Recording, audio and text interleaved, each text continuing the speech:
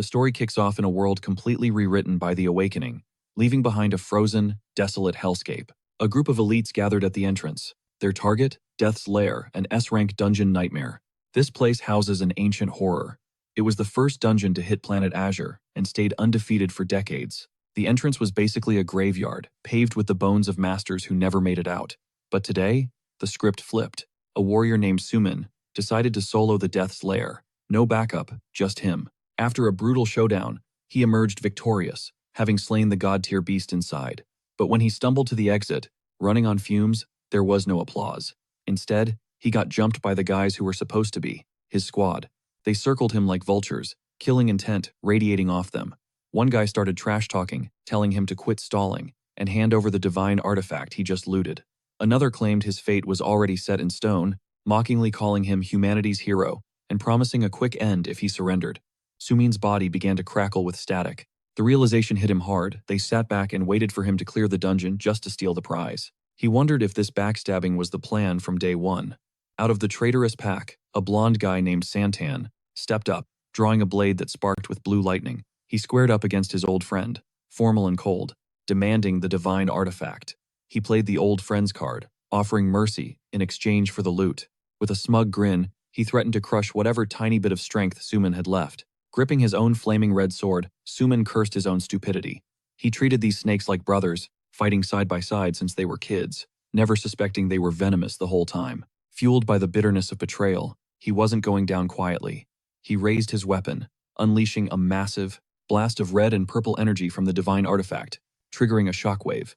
Standing his ground, he dared his ex-teammates to try him, making it clear, if they wanted the Ring of Deity challenge, they'd have to pry it from his cold, dead hands. Though he doubted any of them had the guts, the raw power left his former allies shook. One of Santan's lackeys lost his cool, screaming to kill him right now. Santan told him to chill, warning that making a move, while Suman held that artifact was suicide. As the standoff heated up, a new figure dropped from the sky, shouting Suman's name. He looked up, stunned to see a pink-haired woman named Xiaomon flying straight at him. She wrapped him in a tight hug, claiming she heard people were plotting against him and rushed over, terrified. Suman told her to relax, assuring her he was good, and that these guys were absolute trash compared to him. Still, part of him wondered how they managed to track his location so perfectly. As he puzzled over it, Santan flashed a meaningful, sinister smirk. Suddenly, Suman felt sharp agony in his back. Xiaomon had driven a blade right into him, whispering the brutal truth she was the snitch who leaked his coordinates. Shocked, Suman stared at her as a red magic circle glowed on the hand gripping the dagger. He couldn't wrap his head around it. Why her? Why did it have to be her? Across the battlefield, Santan roared in victory, announcing the final catalyst was locked in. He ordered the imprisonment formation to activate. Instantly, a massive red symbol blazed in the sky above Suman, trapping him. Glowing red chains erupted from his wound, coiling around his body like serpents, suppressing his energy. He recognized the cursed brand it belonged to Xiaomon. It clicked she had been plotting this backstab for a long time. Santan strolled over and stood next to Xiaomon, draping an arm around her mockingly. He explained this sealing formation was custom-made, just for him, designed to completely neutralize his power. Xiaomon added coldly that she had always been on Team Santan, making it clear Suman was nothing but a tool to them. Because of his rare 9-star talent, they needed him to grind for the divine artifact. Broken and betrayed, Suman collapsed to his knees, screaming in rage and physical agony. With Suman bound and helpless, Santan gave the order, kill him, and grab the gear. The goons moved in with glowing weapons, ready to execute him. Just as the killing blow was about to land, the ground exploded. A gigantic skeletal hand burst through the earth, followed by a wave of skeletal warriors that intercepted the attackers, forming a bone shield around Suman. He watched in total shock, wondering who the hell just saved him. The savior was a mystery woman with light lilac hair. A figure in a hooded cloak hits the deck. Suman clocks her instantly. It's Yi Yao, the necromancer, planting herself right between him and the enemy squad. Gripping a massive staff, she screams for him to stay in the fight, totally locked in on stopping these villains from snagging the artifact. Santang just laughs in her face, treating her appearance like a joke, just another body for the pile. He starts flexing his numbers, bragging that with dozens of masters on deck, not even the great emperor could save Suman's skin now. Total chaos erupts as Santang's goons crash into Yi Yao's undead army, while the boss himself charges straight for her, seeing red. He's out for blood, ready to delete anyone in his lane. But mid-combat, one of Santang's lackeys, yells out a warning about a flank attack. But it's a total fake-out, a dirty distraction. Yi Yao spins around, caught off guard, and that's when Santang makes his move, swinging a lightning-wrapped weapon with zero hesitation. Suman's pinned down, forced to watch in slow-motion horror as the strike connects. With Yi Yao out of the picture, Santang goes for the throat. He tells Suman that caring about others is for losers and now, it's game over. Then he drives his glowing azure blade deep into Suman's chest, leaning in to offer one final, twisted ultimatum. Hand over the artifact, and maybe, just maybe, he walks away alive. But Suman isn't having it. Blood spilling from his lips, he strains against the magic bindings in pure defiance. He stares daggers at the traitors, eyes burning with hate, looking at them like the absolute monsters they are. Dark, terrifying energy, swirling red and black, starts charging up inside him. It's a Hail Mary play. Sumin triggers the nuclear option, a self-destruct sequence, the god-tier technique known as the Annihilation Burst. A massive explosion rips out from his core, blowing Santang and Xiaoman back in pure shock. When the dust finally settles, the battlefield is dead silent. Barely hanging on, Suman drags his broken body over to Yi Yao. He cradles her, drowning in guilt, asking why she'd sacrifice everything for a guy who failed her so many times. Yi Yao just gives him a weak, peaceful smile, touching his cheek. She accepts it if this is the end. At least they go out together. But just as his life bar is flashing empty, Suman gets one last adrenaline spike. His sword manifests out of thin air and slams into the ground, a final statement of war. Clutching Yi Yao's body, Sumin the Godslayer swears a blood oath right then and there. He vows that if he gets a respawn, he's hunting Xiao Man and Santang down and tearing them apart, piece by piece. The traitors watch from a distance, confused, until Santang's face twists in sudden realization. He figures out Suman's endgame. The guy plans to take the divine artifact with him to the grave. He's dragging it down into the abyss of the Death's Lair so they can never touch it. With his final vow spoken, Suman makes it clear, if they want the loot, they gotta jump for it. Then, holding Yi Yao tight, he leaps off the cliff. They plummet into the chaotic energy below. Suddenly, the ring of Tao Defiance on his finger explodes with blinding golden light. The world fades to white. Suman's grip goes limp. It feels like the end. But then snap, his consciousness reboots. He's not in some dark abyss. He's staring up at a crisp blue sky and a familiar school building. Total confusion sets in as a voice echoes from a PA system. An announcer is calling out results for the 127th Awakening Ceremony. At the first Xuanjing Academy, a student named Wang Qiang just successfully awakened. But it's a dud. He's an enchanter, a lifestyle class with zero combat skills. And Suman? He's standing there, de-aged, lost in a sea of teenagers. Whispers float around him about how the school's RNG is trash this year. The words Awakening Ceremony hit him like a freight train. A wave of déjà vu crashes over him, and the reality sinks in. He traveled back. He's 18 again. It's day one. Standing in the crowd, the memories of this exact day come flooding back in 4K resolution. He spots Wang Qiang, the guy everyone used to call Fatty. He remembers Wang was an enchanter in the past life too. This isn't a dream, it's a redo. Testing his memory, he predicts the next pulls. Li Xian Yang is going to hit a 2-star warrior class. Chen Yu is going to fail, and San Li turns into a battle mage. It plays out script perfect. Li Xian Yang starts celebrating his warrior status. Chen Yu breaks down crying, after failing hard. And then, San Li awakens as a battle mage. It's all matching up exactly. Every shred of doubt evaporated instantly. A cocky grin spread across his face as the reality hit him he had actually been reborn. But that smile twisted into pure rage the second the agonizing memories of Santang and Xiaoman's betrayal flashed through his mind like a horror movie. He realized this do-over was a straight-up gift from the heavens, a golden ticket to rewrite history and clap back at everyone he regretted leaving behind. His train of thought got derailed by the crowd roaring. On stage, a younger version of Santang was in the middle of waking up. Bathed in a sick purple aura, the announcer hyped up the crowd. Santang just triggered a rare hidden combat class, Demonic Puppet Warrior, rocking a powerful 8-star innate attribute. The students were buzzing with excitement, whispering that this insane level of power is exactly what you'd expect from the young master of the prestigious Yang family. Hearing them simp for his enemy, Su Ming just stared at his future nemesis, with a gaze full of cold, burning hatred. While the MC celebrated the school's new genius, Su Ming felt a tap on his shoulder. He spun around and froze. It was Yi Yao, young, vibrant, and totally alive in her school uniform. She'd clearly been hunting for him, but seeing his jaw on the floor, she tilted her head in confusion. Totally overwhelmed, Su Ming pulled it together. But for a split second, the traumatic vision of her dying in his arms played in his head. A soft, genuine smile warmed his face. The relief of seeing her breathing again was indescribable. Right then, The announcer boomed the next name. Yi Yao flinched, startled. She stepped up and slapped her hand on the heavenly stele, a massive ancient artifact crackling with electric blue energy. The second she made contact, a massive surge of power erupted from the stone, engulfing her completely. The announcer, jaw practically on the floor, screamed that Yi Yao had also awakened a hidden combat class, Necromancer, with a 7-star attribute. The other students were shook, murmuring in total disbelief. Su Ming just watched with a chill, confident smirk. He knew this was coming. Everything was playing out exactly like the script in his head. Now, it was showtime. The host called Su Ming. As he walked toward the stage, Yi Yao whispered a quick, "Good luck." The crowd wasn't vibing with him though, whispering that there's no way a third hidden class could pop up. Especially not for a broke orphan like Su Ming. But let's zoom out for a sec to understand the stakes. This is planet Azure. Inside the Dragon Nation, a world completely dominated by powerful awakened warriors. The awakening phenomenon hit decades ago. Now, every kid turns 18 and steps up to the plate. They join the ceremony to become an awakened. These guys flipped the world order, gaining insane power. They can bend reality and stack massive wealth. But that power comes with a heavy price tag.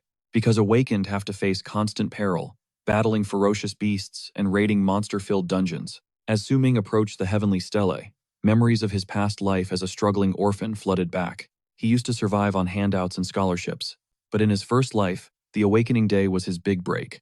A glorious phenomenon descended, granting him an extremely rare 9-star innate attribute, along with the legendary class, Godslayer. Now, standing on the stage of his second life, he was ready to rewrite his destiny. He reached for the awakening artifact, determined to make everyone see him in a whole new light. Boom! A massive explosion of purple and pink energy detonated. It triggered a spectacular phenomenon in the sky. The announcer stared, totally unable to process what he was seeing, wondering if this energy signaled the birth of a 9-star genius or maybe something even godlier. Yi Yao and the rest of the class were equally shook. Su Ming braced himself for the familiar rush of his original runes. But the script flipped. A glowing blue symbol blazed on his chest, and a divine artifact materialized right out of it. It was the Ring of Defiance, the very item he died with.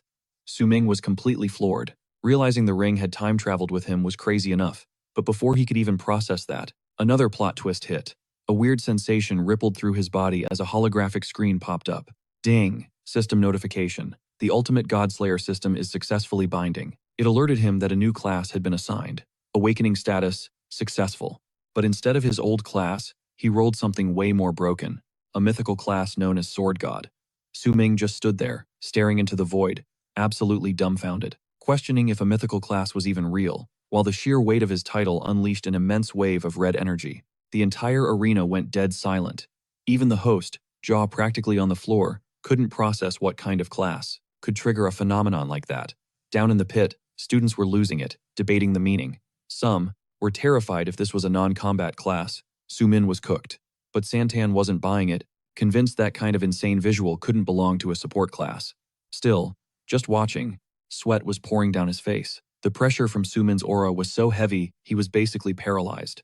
Meanwhile, Su Min stood, totally chill in the eye of that energy storm, reading the data scrolling on the gold holographic panel. It confirmed his awakened class, Sword God, different from the Godslayer class in his past life. He tapped the system interface, completing an ID scan that verified him as Su Min.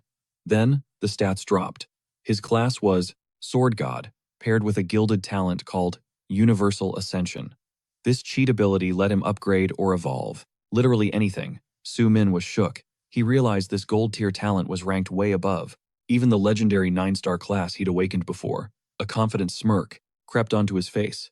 He knew this new power completely outclassed any divine hierarchy. Hyped to check his kit, he opened the skills tab. But that excitement turned to pure horror.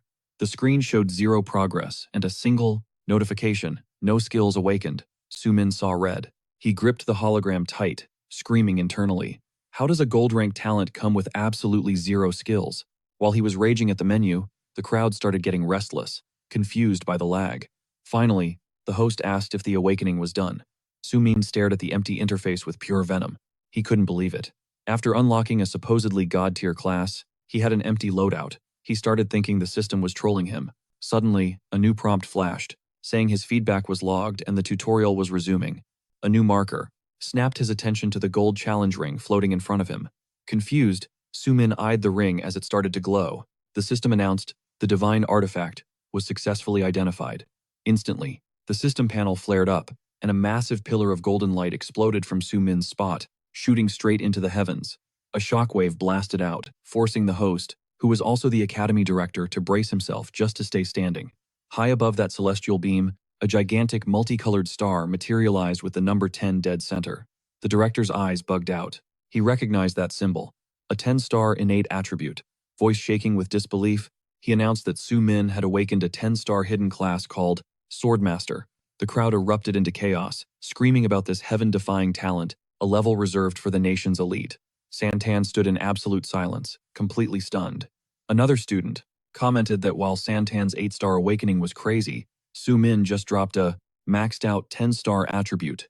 The director, beaming with joy, declared this a historic year for the academy. Not only did they get multiple hidden classes, but now a chosen one with a 10-star stat.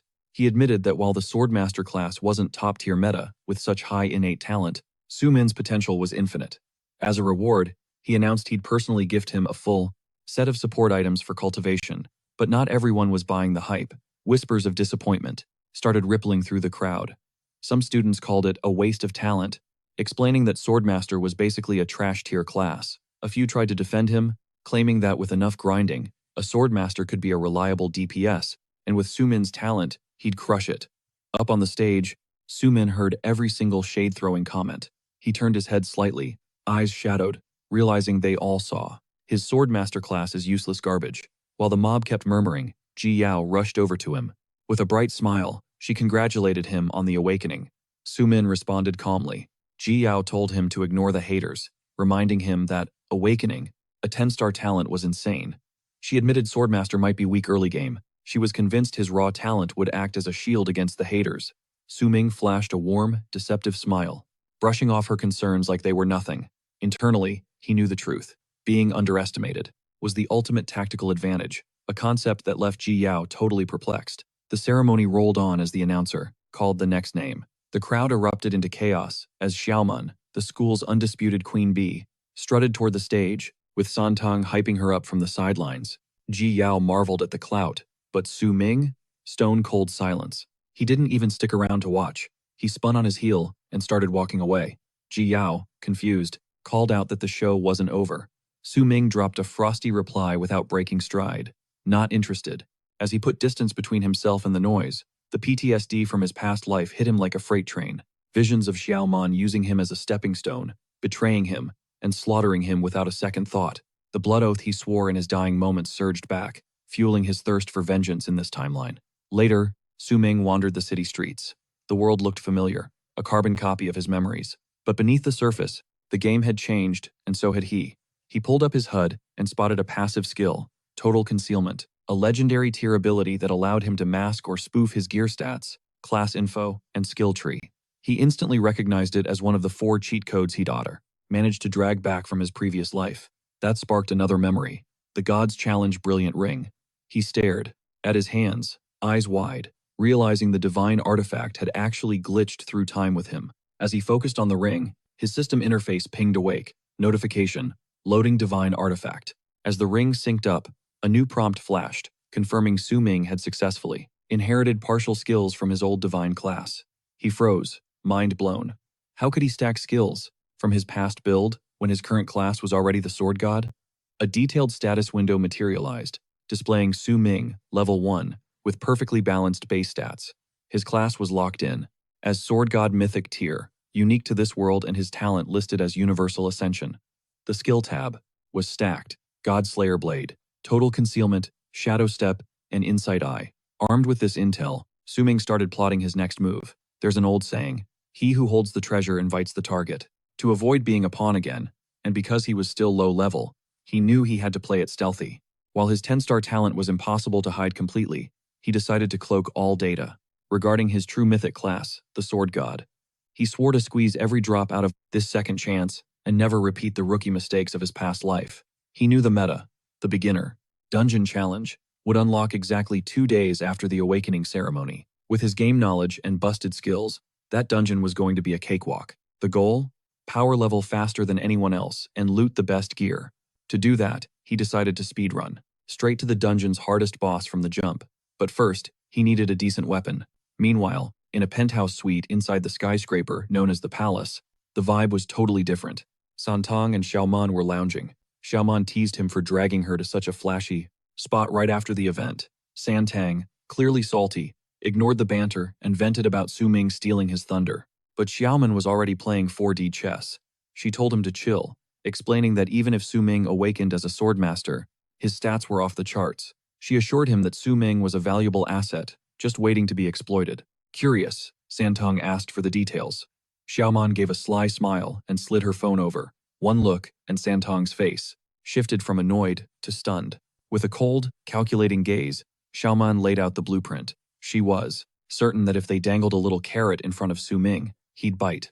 Then, just like before, they could puppet him for their own agenda. Sticking to his own grind, Su Ming arrived at a massive skyscraper housing the weapon market. He hit the elevator to the 12th floor, greeted by a clerk from the Arms Emporium. As he navigated the aisles, he noticed the place was packed with fresh awakeners prepping for the newbie dungeon run. He overheard several broke students complaining about prices, realizing most were destined for the hard grind. Su Ming was just hunting for decent gear when the hype train completely derailed his plans. A massive mob had formed around a specific display case, blocking the aisle. They were drooling over a glowing blue blade, the Tyrant's Frost Blade. It was a diamond-tier artifact, allegedly crafted by a pro-level Grand Swordsman player. The crowd whispered legends about its power, claiming it could freeze a monster's blood instantly, but the price tag of 1 million adventurer coins had them all terrified. Su Ming fought back a smirk. He knew the tea from his past life that sword was a total scam, and the merchants peddling it were destined for handcuffs. His internal monologue crashed when a woman dripping in wealth approached him. She rocked a sharp gray cut and was flanked by 2 hulking bodyguards who meant business. She verified he was Su Ming before introducing herself as Yang Lan, VP of the Yangnan Group, and slid him a business card. Su Ming took it, feigning ignorance, claiming her name didn't ring a bell. Yang Lan brushed off the shade. Projecting her voice so the onlookers could eavesdrop, she announced that the Yang Group would comp all his expenses for the day. Then came the hook. She needed a favor. She signaled a bodyguard to flash a photo. It showed a beaming young girl with hidden eyes, posing amidst a field of white flowers. Yang Lan introduced her as Yang Juning, her little sister who attended his school and had just awakened her powers. She dropped the bomb that she'd already dug into Su Ming's background and knew about his insane 10-star potential. She figured with his stats, the beginner dungeon would be an absolute breeze. Since the zone was gate-kept to rookies only, she finally made her pitch. She wanted Su Ming to party up with her sister and play bodyguard, ensuring she cleared the trial without a scratch. Su Ming didn't hesitate. He shut down the proposal instantly and turned to walk away. Yang Lan was visibly rattled, yelling that he could pick any weapon in the shop if he agreed. Radio silence. She was seething. In her mind, this broke student was just getting lucky. He had zero right to disrespect her like that. Just as Yang Lan was about to lose her cool, Su Ming stopped dead in his tracks, looking totally zen. He spun around and pointed a finger straight at the crown jewel of the shop, the Tyrant's Frost Blade, that fake sword, worth 1 million coins. Yang Lan saw red, convinced he was trying to blatantly extort her. She thought he was playing games and doubting he was worth that kind of cash. Su Ming simply reminded her that she was the one who offered any weapon. He made it crystal clear. If she was going to walk back on her word, the deal was dead. With a cocky grin, Su Ming dropped some final advice, suggesting her sister better start training for real, hinting that there are some things money just can't buy.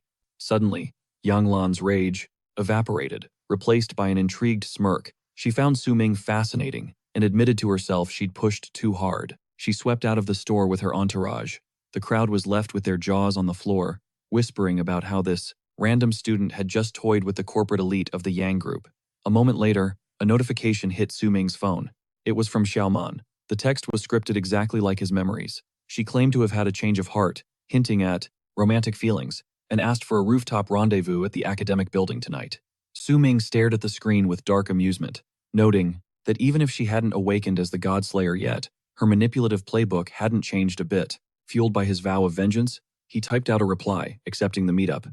With that drama handled, Su Ming locked back in on his gear hunt. He flagged down a clerk and asked about a display filled with jagged, rock-like lumps known as sword stones. The employee explained that these stones carried a slim chance of dropping a silver-tier weapon, but warned that the RNG was brutal, and most of them were total duds. To her shock, Su Ming told her that was exactly what he wanted. Su Ming's logic was simple. Instead of dropping a fortune on a silver weapon that would become obsolete gear in a week, it was better to gamble on the stones. But here's the kicker. For him, the house didn't win. He could literally see the hidden data inside the stones, thanks to a cheat code he brought from his past life, the Eye of Insight. A system panel. Confirmed. This legendary skill allowed him to peel back the layers of reality. Activating his vision, Su Ming snatched up a stone with zero hesitation. He knew a legit silver weapon would usually cost hundreds or even thousands of adventurer coins, but snagging a treasure from a bargain bin rock? That was a golden ticket for a broke guy like him.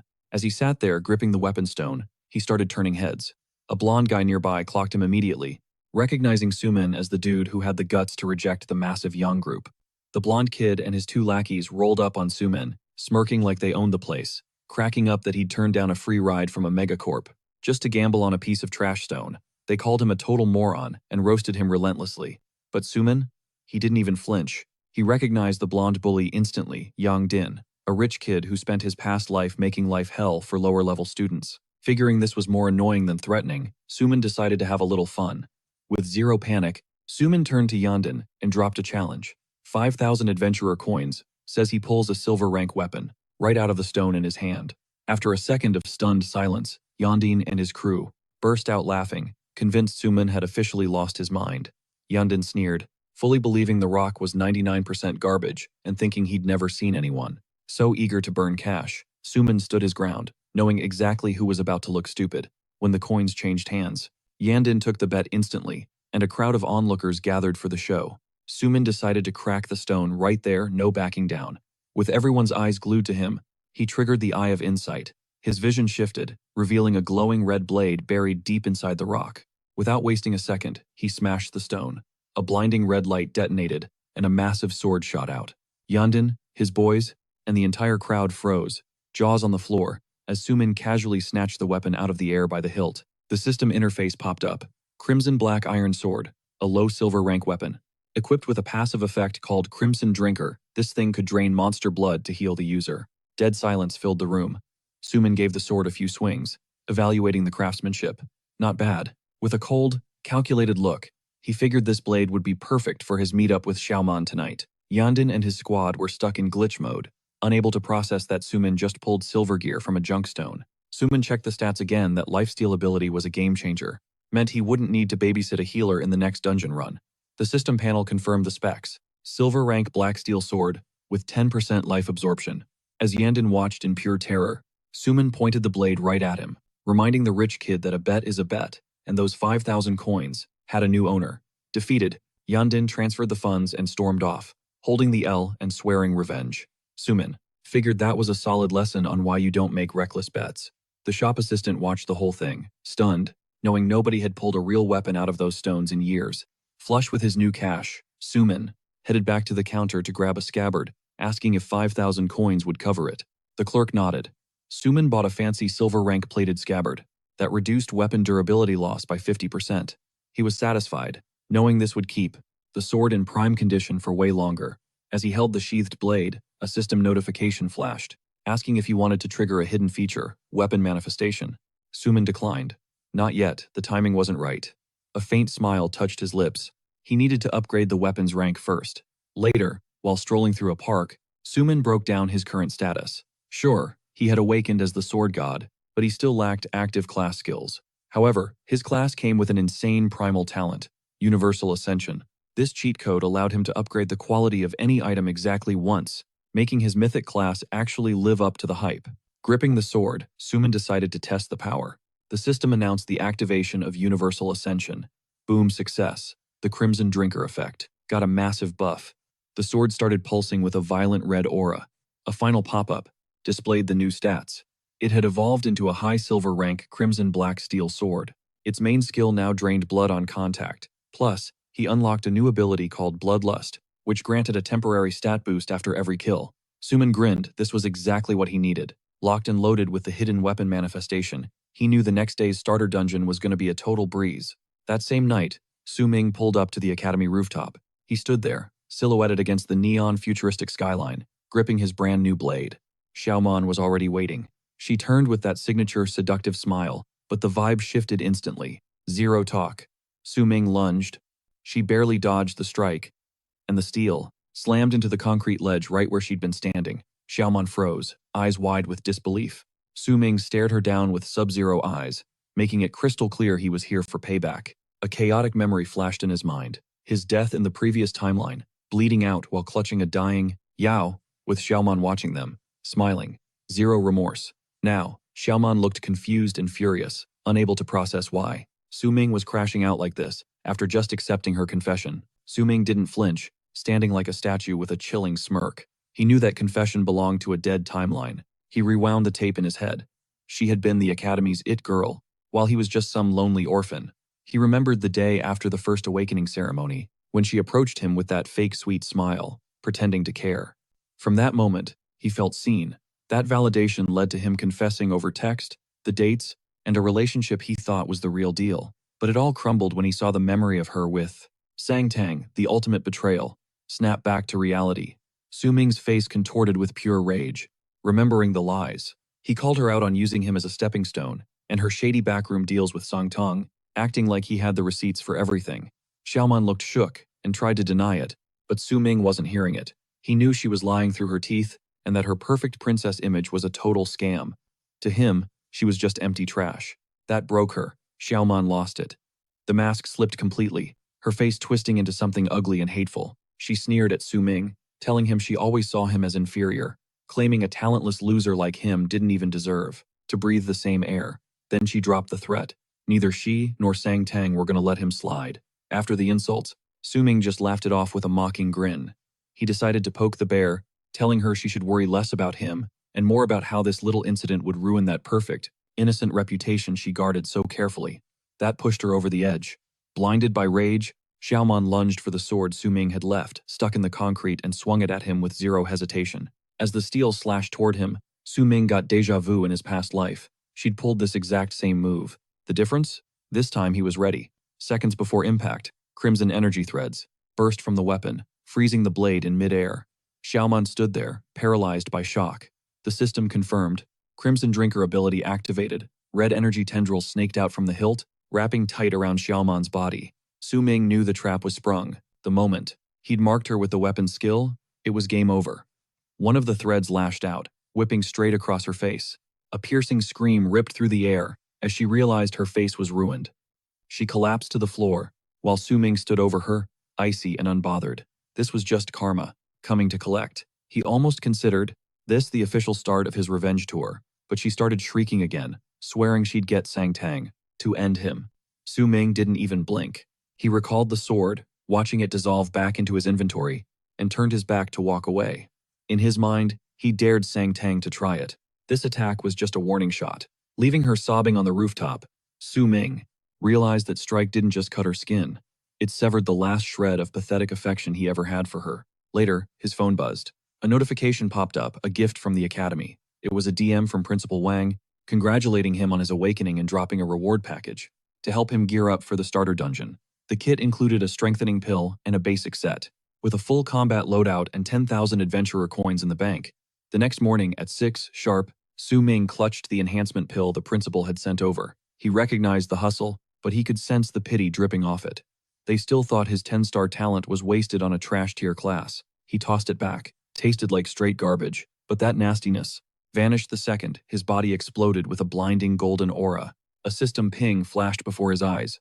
Boom! The pill just dropped 10 points straight into his constitution, and 100 XP. Just like that, he hit level 2 and snagged 10 free attribute points to spend. Status update complete. He unlocked a new passive, innate sword body. It meant he had forged a literal blade in his heart. Any sword skill? He could master it. Zero restrictions. Su Ming smirked. He knew it. This was the perks of being a 10-star genius. Leveling up just hits different. He could unlock skills just by grinding levels. Hype levels rising. He made a mental note. Time to wreck the beginner dungeon and show them what real power looks like. Moments later, he hit the access zone for the first Academy's starter dungeon. The plaza was packed, students everywhere, portals glowing. Suddenly, a squad rolled up. The same clowns who roasted his class yesterday. Now, they were begging to party up. They were all over him, hyping his 10-star talent and the principal's gift, figuring this run would be a cakewalk. They offered to carry his so-called weak swordsman class, acting like they were doing him a massive favor, but they just wanted a free ride on his DPS. Su Ming felt sick at the fake vibes and shut them down cold. "I'm already booked," he told them. Yi Yao caught that last part and walked over, eyes wide. She had been looking for a squad, and she showed up early just to snag him first. Su-ming scratched his head. He tried to let her down easy. His grind wasn't about basic loot, and he didn't want her catching strays.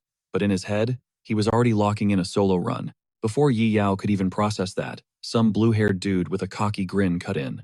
Enter Yanxi, a 9-star demon hunter scout.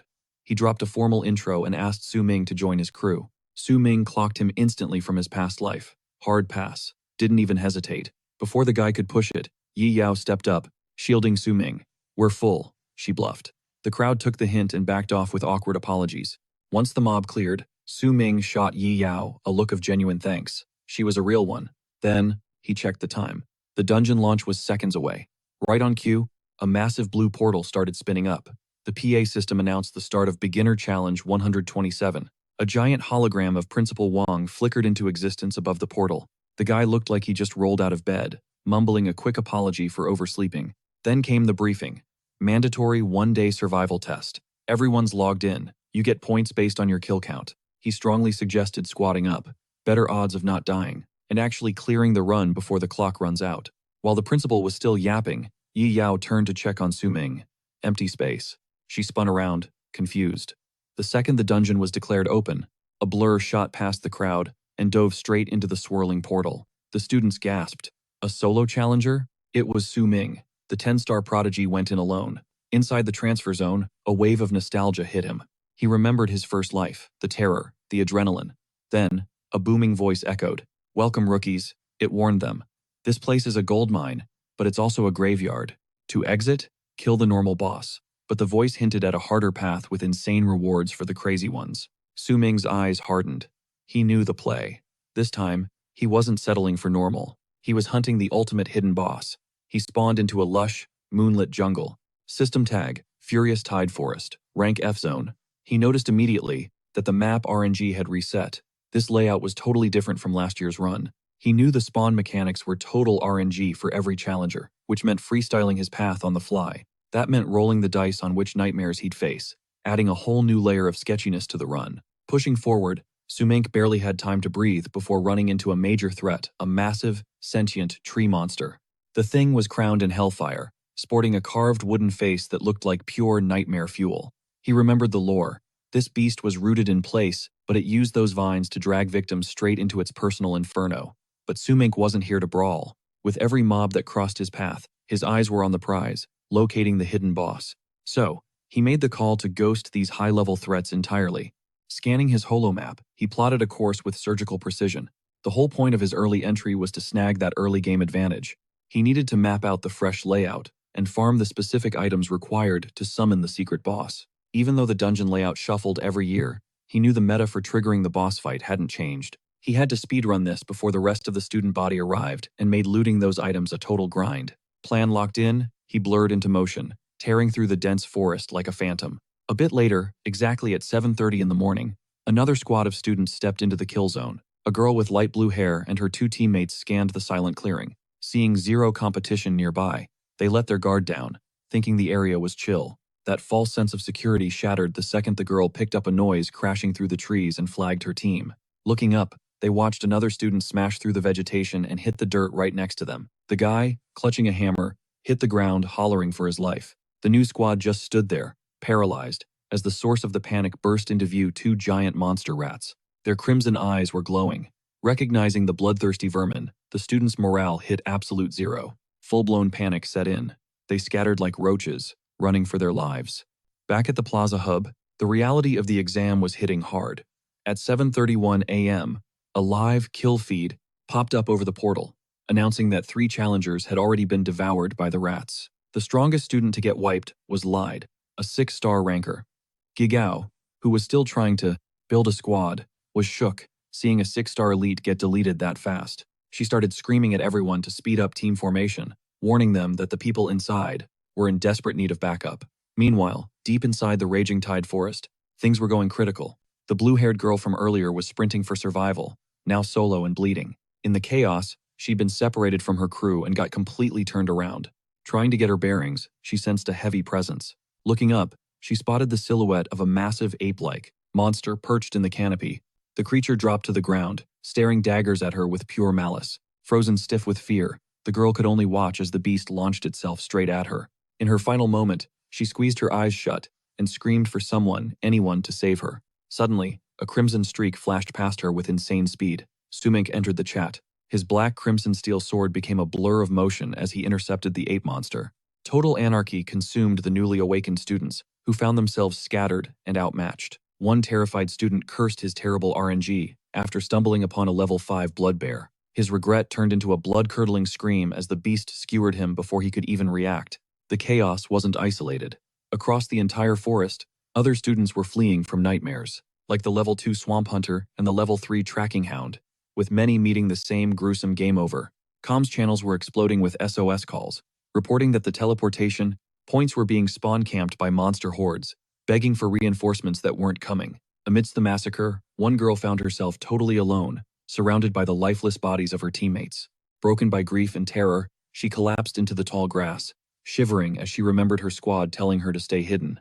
It had barely been half an hour since the test started, and the difficulty spike was so insane, she doubted anyone would survive. No rookie stands a chance out here in the deep woods. The girl with light blue hair is totally frozen, backed into a corner by a massive, hulking ape monster. The beast lunges, but Xing, a flurry of sword slashes, rips through the air instantly. Suman blurs past, vaulting over the terrified girl and sticking a perfect superhero landing right between her and the beast. She stares up at him, totally shook. She thinks he just one-shotted that monster with god-tier strength. Relief washes over her as she clocks his face. Wait, isn't that the legendary 10-star student? Suman stays icy cool, acting like he just happened to be strolling through the neighborhood, but he drops a truth bomb: he can't save her twice. And oh yeah, that monster? It's not dead yet. Blue hair's jaw drops. The thing is still breathing? She spins around and sees a looming shadow towering over her. Panic mode engaged, she decides it's time to bail and find backup. She bolts. Now it's just Suman and the beast. He calmly toggles on his perception eye. The system HUD pops up. Target identified. Mutated Ape King, a ferocious level 3 mob. Massive strength and constitution stats, but its agility is trash. Since it's a mutant type, Suman realizes why it tanked a direct hit from his silver-grade weapon without dying. The Ape King recovers and launches into the air, bringing those massive fists down for a skull-crushing smash. Suman sidesteps it like it's nothing. He cracks a smirk, not bad speed for a big guy. Time to test his limits. He digs into his memory bank for skills inherited from his past life. He selects option 3, Hidden God Step. The system ping confirms the buff massive speed boost incoming. It cranks his speed up by 50% and grants total immunity. He's literally untargetable. The catch? It drains stamina like crazy. A surge of teal energy wraps around Suman. Poof. He vanishes and instantly spawns right behind the confused Ape King. The beast roars and spins to attack, but Suman is already gone in another flash of light. Hovering above the stumbling monster, Suman decides to wrap this up. This fight is too one-sided. It's boring. The Ape King looks up, sheer terror in its eyes. Suman's silhouette reflects in the beast's trembling pupil. Game over. He delivers a devastating final slash, cleaving the monster clean in two. Ding! Victory confirmed. As the corpse glitches out and dissolves into data, the loot screen pops up. Sweet. A skill scroll. It's just a low-level bronze single-target skill. Standing over the enemy remains, he shrugs. It's not S tier. But for a rookie dungeon? Not bad. Suddenly, a blinding golden light engulfs him. A massive First Blood title flashes in front of him. Then, a server-wide announcement blasts through the dungeon. It declares that a level 2 swordsman just scored the first kill on the mutated Ape King, securing the First Blood title for the whole instance. Other students fighting for their lives are stunned. They stare at the notification. Even better, every player gets a free small healing potion as a reward. An injured girl clutches the potion spawning in her hand, breathing a sigh of relief. The chat goes wild with speculation. Who is this mystery swordsman? Some immediately bet it's the famous 10-star prodigy, Suman. Others argue it could be a different swordmaster, but they all agree on one thing. This kill proves the dungeon is beatable. Meanwhile, back in the clearing, Suman is freaking out. He totally forgot about the public achievement system. Realizing this could expose his power level, he decides to move in silence from now on. He plans to toggle total concealment to hide any future achievements. He's also kinda shocked, 30 minutes in, and he's the only person to kill a single monster. He heads deeper into the woods, but stops dead in his tracks. A pack of ferocious level 3 wolves emerges from the brush. Their green eyes glow with menace. Suman just grins with total confidence. He knows these guys. They are top-tier mobs for XP farming. Perfect chance to test drive his new ability. He already used his unique talent, Universal Ascension, to upgrade that bronze scroll he got from the ape. The system triggered a skill sublimation, morphing it into a brand new, overpowered technique. He had just unlocked a wicked, low-tier silver skill, Draw Cut. The mechanic was pure samurai-style sheath the blade, laser-focus the mind, and unleash hell in a single motion. The moment those wolves howled, Sumin triggered his new toy. A massive crescent of neon blue energy crashed down on the charging pack. That energy arc tore through the wolves with absolute destructive force. It was a total bloodbath. Sumin's draw cut didn't just hit them. It decapitated and shredded the entire mob, granting him pure XP farming bliss with every kill. By 9:30 in the morning, he stood alone in the dead silent clearing, the ground literally paved with enemy remains. Smirking, he watched the sweet system pop-up confirm it. Level 9 reached. And a shiny new title, Legend of the Hungry Wolf. He realized this long-range Iaido strategy was the ultimate meta for farming low-tier trash mobs. He reset the stance, sliding the blade back home to focus his intent. He charged the energy, locked onto a target, and with a steely gaze, unleashed another banger. A second massive wave crashed down, ready to wipe another squad. But this time, unexpected resistance. Sumin's eyes went wide. His killer move just got deflected in a burst of smoke and fire. From the chaos, a hulking figure stepped out. A massive hybrid wolf beast with glowing red eyes, tagged by the system as the level 10 Wolf King leader, staring him down with pure malice. While Sumin was speed leveling, the other students were barely getting their act together. Back at 8:30, an hour after the dungeon opened, squads finally formed and pushed through the portal, ready to clap back. Battle cries rang out as the fresh parties, backed by the main student force, started pushing back the monster hordes. One squad got caught in a desperate scrap. A blue-haired student lunged forward, slicing a mutated rat monster to save a fallen teammate. He and his buddy watched in shock and relief as those sweet XP orbs showered them. A system ping confirmed the kill. Mutated field mouse. The squad hyped up their victory, feeling that momentum. With the main force arriving and healing potions on deck, they knew they could take this W. One student literally wept tears of joy finally hitting that level up. But the vibe shifted instantly when a shocking announcement echoed through the dungeon. The system broadcasted another First Blood title claim, this time for slaying a leader monster. The details left every student in the dungeon shook. The player who pulled off this feat was a level 9 fisherman. The reward? The Leader of Leaders title. Disbelief spread like wildfire. No one could wrap their heads around a non-combat life profession being that OP, let alone hitting level 9 already. The scene rewinds 10 minutes to reveal the mystery fisherman's identity. It was Sumin, rocking his total concealment skill to spoof his class, right before throwing hands with the Wolf King leader. The battle was intense. Sumin's power slash rained down, but the beast was insanely agile, barely dodging the direct hit. Still, the attack clipped him, carving a deep, bloody gash, and tanking his HP bar. No hesitation, Sumin launched into the air with insane speed, driving his blade down for the finisher. System confirmed the W. He'd taken down the Silverback Wolf King, bagging 500 XP, enough to hit level 10. His skill proficiency spiked, and the loot dropped, an iron-cutting clawbone, and the Wolf King's heart. This victory triggered the Leader of Leaders announcement across the entire dungeon. Meanwhile, deep in the woods, Yandine and his crew were locked in a nasty scrap with a wolf pack. Exhausted and covered in gore, they finally dropped the last mob. One of Yandine's boys sighed in relief, thankful the attack boost scroll the global buff from the Leader of Leaders title popped just in time to save their skins. Then he mentioned the mysterious level 9 fisherman who snagged the title. Hearing that, Yandine exploded. He couldn't process how a player with a trash life skill class.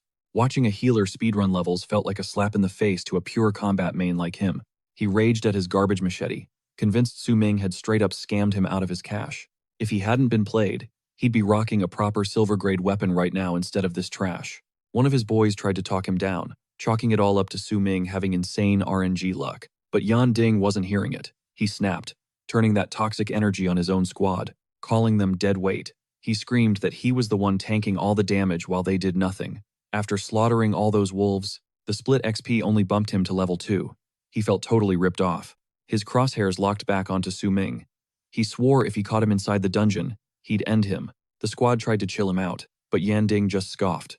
Meanwhile, miles ahead, Su Ming, already hitting level 10, crouched in the brush and pulled up a fresh system interface. A shiny notification popped up. Congrats on hitting level 10. Main class change quest triggered. The mission details were about to generate randomly based on his current status. Su Ming knew this was his moment. In his past life, he didn't hit level 10 until after he exited the rookie dungeon. Back then, The system rigged his class advancement to a high-level dungeon way above his pay grade. He couldn't clear it, forcing him to grind all the way to level 15 before retrying, which tanked the quality of his rewards. But this run? Different ballgame.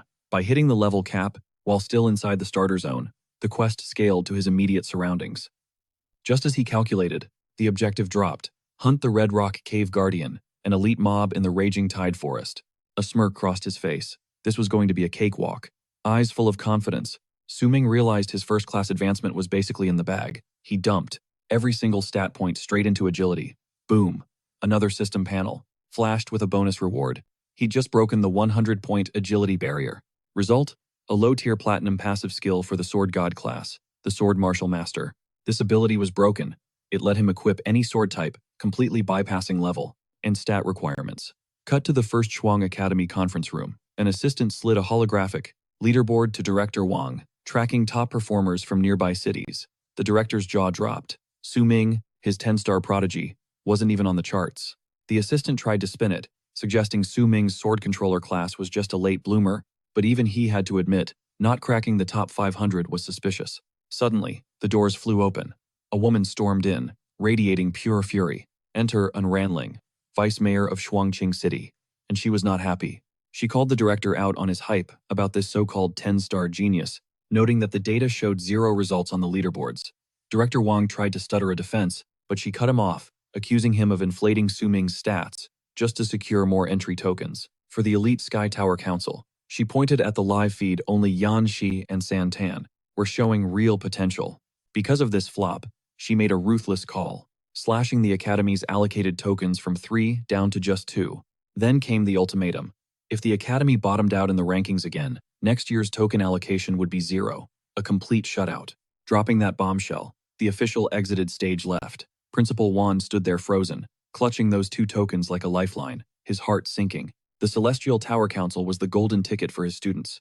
He'd bet the house on Su-Min snagging an extra slot, not fumbling the bag and losing one. Now, all he could do was pray Su-Min wouldn't ghost on his potential. Meanwhile, deep in the Raging Tide Forest, Su-Min pulls up to the ominous mouth of the Red Rock Cave. One check of the map confirms it. This is the spot for his class change quest. Finally, a moment to breathe. The path here was suspiciously quiet, but staring into that abyss? Different story. Since he skipped this dungeon in his past life, he's flying blind into unknown danger. Game face on, he steps cautiously into the void. Boom, ambush. A wretched blue creature drops right in front of him. Glowing red eyes, sharp teeth. It's a level 6 gold miner goblin, and it's looking at him with pure malice. Before the imp can squeak, Su-Min's blade blurs. He tries to speedrun the kill, desperate to silence it before the whole cave wakes up, but that reflex backfires. Hard, a system window pops up. Congratulations, you just triggered the Goblin Cave alert. Special Goblin mode initiated. Su-Min freezes. Realization hits him like a truck. This class change isn't going to be a walk in the park. The darkness shifts, revealing a massive tidal wave of goblins, eyes glowing, like crimson warning lights. As they charge, the system drops the bad news. Every single mob in Red Rock Cave is now aggroed onto him. Continuous attack mode. Another panel breaks it down. Goblin mode isn't just a buff. It's a behavioral state fueled by chaos and greed. Forced into a desperate grind, Su-Min starts hacking through the mob. Individually, these guys are trash mobs, but a swarm this big? That is a legitimate death sentence. As he kites them deeper into the cavern, a new worry creeps in. Can his weapon's durability even survive a fight this long? Suddenly, he spots the real problem looming in the shadows. A massive, elite goblin winds up a glowing, oversized weapon. The beast leaps, bringing the hammer down like a meteor, forcing Su-Min to scramble. But he walked right into a setup. The second Su-Min is airborne. Goblin archers unleash a volley from the dark. A rain of arrows tags him, chipping away at his health. Landing rough, he realizes these aren't mindless NPCs. They are tactical, hitting him exactly when his guard is down. The beatdown doesn't stop. The moment his boots touch dirt, 2 rogue goblins with daggers drop from the ceiling. Clang, he parries just in time, but the pressure is relentless. He checks his status. Mana is tanking fast. Spamming his Divine Shadow skill isn't an option for much longer. Encircled by the Horde and their tanky elite leader, the odds look trash for an early game player. Most would panic facing this head-on, but Su-Min? A confident smirk cuts across his face. If brute force is a dead end, it's time to get flexible. Executing a massive backstep, he wall runs off the cave sides, launching himself out of the kill box. Evasion first. The goblins pause, totally confused by the retreat. Now lurking behind a rock formation, Suman watches them scramble with a predator's grin. The trap is set. From his cover, Suman blinks to a high ledge above the swarm. He unleashes a massive wave of energy from his blade. The shockwave tears through the mob, insta-killing the smaller goblins. Checkmate. Suman knew this would work. With the high ground secured, he abuses the range of his draw slash to sweep the board. He keeps the pressure on, wiping out the stragglers with another strike. He sticks the superhero landing amidst the loot drops. Dead silence. The elite goblin stands alone, watching, in disbelief, as his entire army evaporates in seconds. Suman walks up slowly to the wounded boss, its health bar blinking red. No escape now. But unbeknownst to him, he's got an audience. Outside the cave, a snake in the grass, literally one of Yandin's crew, is watching from the bushes. He gets on the comms, reporting everything back to his leader. The sound of steel clashing echoed from the cave's mouth. Yanding scoffed, brushing it off. No way anyone was dumb enough to rush in there. Taking on a level 7 zone right out of the gate? Absolute suicide. But his partner wasn't letting it go. He swore he heard fighting. Then, the smirk dropped off Yanding's face. Footsteps, heavy ones, crunching closer from the darkness. He and his buddy locked eyes on the shadows, watching a silhouette slowly detach itself from the gloom. Who the hell was hunting monsters in a death trap like this? Then, the stranger stepped into the light. Yanding froze, his brain short-circuiting. It was Suming. Battered? Yes. Bleeding? Sure. But standing tall, like a total winner. Suming spotted the rats hiding in the bushes and sighed. It is true what they say, enemies really do have a way of bumping into each other. He didn't even register their petty grudge. His mind was miles away, still processing the fight. That class advancement mission was no joke, way too close for comfort. But hey, he hit level 11. Worth it. Suddenly, his instinct screamed. Yanding, fueled by pure salty rage, lunged from behind for a cheap shot. Suming didn't even turn around. He just sidestepped the clumsy strike like he was swiping away a fly. Yanding gasped, totally shook. His sneak attack flopped hard. Humiliated and furious, he barked at his two cronies to circle up and block Suming's exit.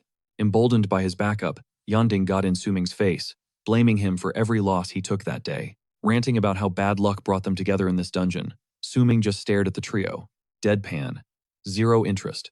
Yanding kept running his mouth, taunting him, trying to get a reaction, trying to make him sweat. Suming just tilted his head and dropped the bomb. Wait, who are you again? Yanding choked. Total silence. The realization hit him like a truck. Suming didn't remember him. The disrespect, the rage boiled over. How could he forget the guy who took him for 5,000 adventurer coins? Screaming like a maniac, he signaled the squad to rush him. The three stooges charged.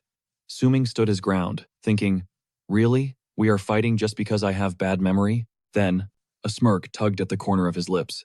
He gripped his hilt. Actually, this was perfect. Time to test drive the new gear. With a subtle flex, he summoned his blade. The steel ignited with a swirling crimson aura. He didn't hesitate, he unleashed the sword control technique. Whoosh! The blade launched itself, tearing through the air on its own. It moved faster than the eye could track. Before Yanding's crew could even blink, the energy-guided weapon slashed through them in a blur of red light. Bam! The three bullies were sent flying backward. They hit the dirt, screaming in agony. Game over in a split second. Suming grinned. Not a bad demo for a new toy. Yanding, writhing on the ground, looked up with terror in his eyes. He recognized the move, sword control. But that was impossible. His brain couldn't compute while the blade hovered above him, spinning menacingly. That is high-level stuff. A rookie swordmaster shouldn't be able to pull that off yet. Meanwhile, inside Suming's head, he was tracing the skill back to the source. He snagged a sword control scroll after dropping that goblin, the elite one. Then, he used his broken cheat skill, Universal Ascension, to mod the scroll. He took that low-tier trash and upgraded it into a god-tier ability. But he wasn't just happy about the damage output. It was the perfect cover. It fit the Swordmaster vibe exactly. Keeping his true mythic class under wraps was priority number 1. But then, his mind shifted to the real loot. After clearing the class advancement mission, he unlocked a blueprint for a hidden chest location, standing tall. Over his groaning enemies, he pulled up the mysterious map on a glowing gold holographic interface. As the data loaded, Suming's swagger vanished. His jaw practically hit the floor. He stared at the screen, speechless. The coordinates for the hidden treasure pointed straight to Red Rock Cave, Part 2. Instantly, he was annoyed. Seriously? I gotta go back to that hellhole? And it got weirder. The map had a bizarre subtitle: Goblins, Trade, and Life. Total gibberish to him. Meanwhile, cut to 11:30 in the morning. Deep in another part of the forest, a squad of 3 girls was hyping themselves up after a win. They just took down a massive beast. One of them, already level 7, let out a huge sigh of relief. Her friend kept it real, though they only survived thanks to their 7-star teammate, a girl with mint green hair named Fen. She literally carried the whole fight. With the boss down, one girl rushed over to grab the loot, totally pumped. Fen, being the MVP, turned to check on her squadmate. She swore she was good to go. But a split second later, Fen's face twisted into pure terror. She scanned. The area, completely rattled. Their third teammate, the girl who went to grab the loot, had vanished into thin air. Panic spiked as Fen swept her gaze across the clearing. The monster's corpse was dissolving into particles, but her friend was a ghost. No struggle, no tracks, nothing. She was standing right there, a heartbeat ago. Then, the realization hit her like a truck. Her eyes went wide with horror, and a blood-curdling scream tore through the forest. Meanwhile, Suman's golden blueprint unlocked a disturbing new bestiary entry, Goblin Ecology. The lore was dark.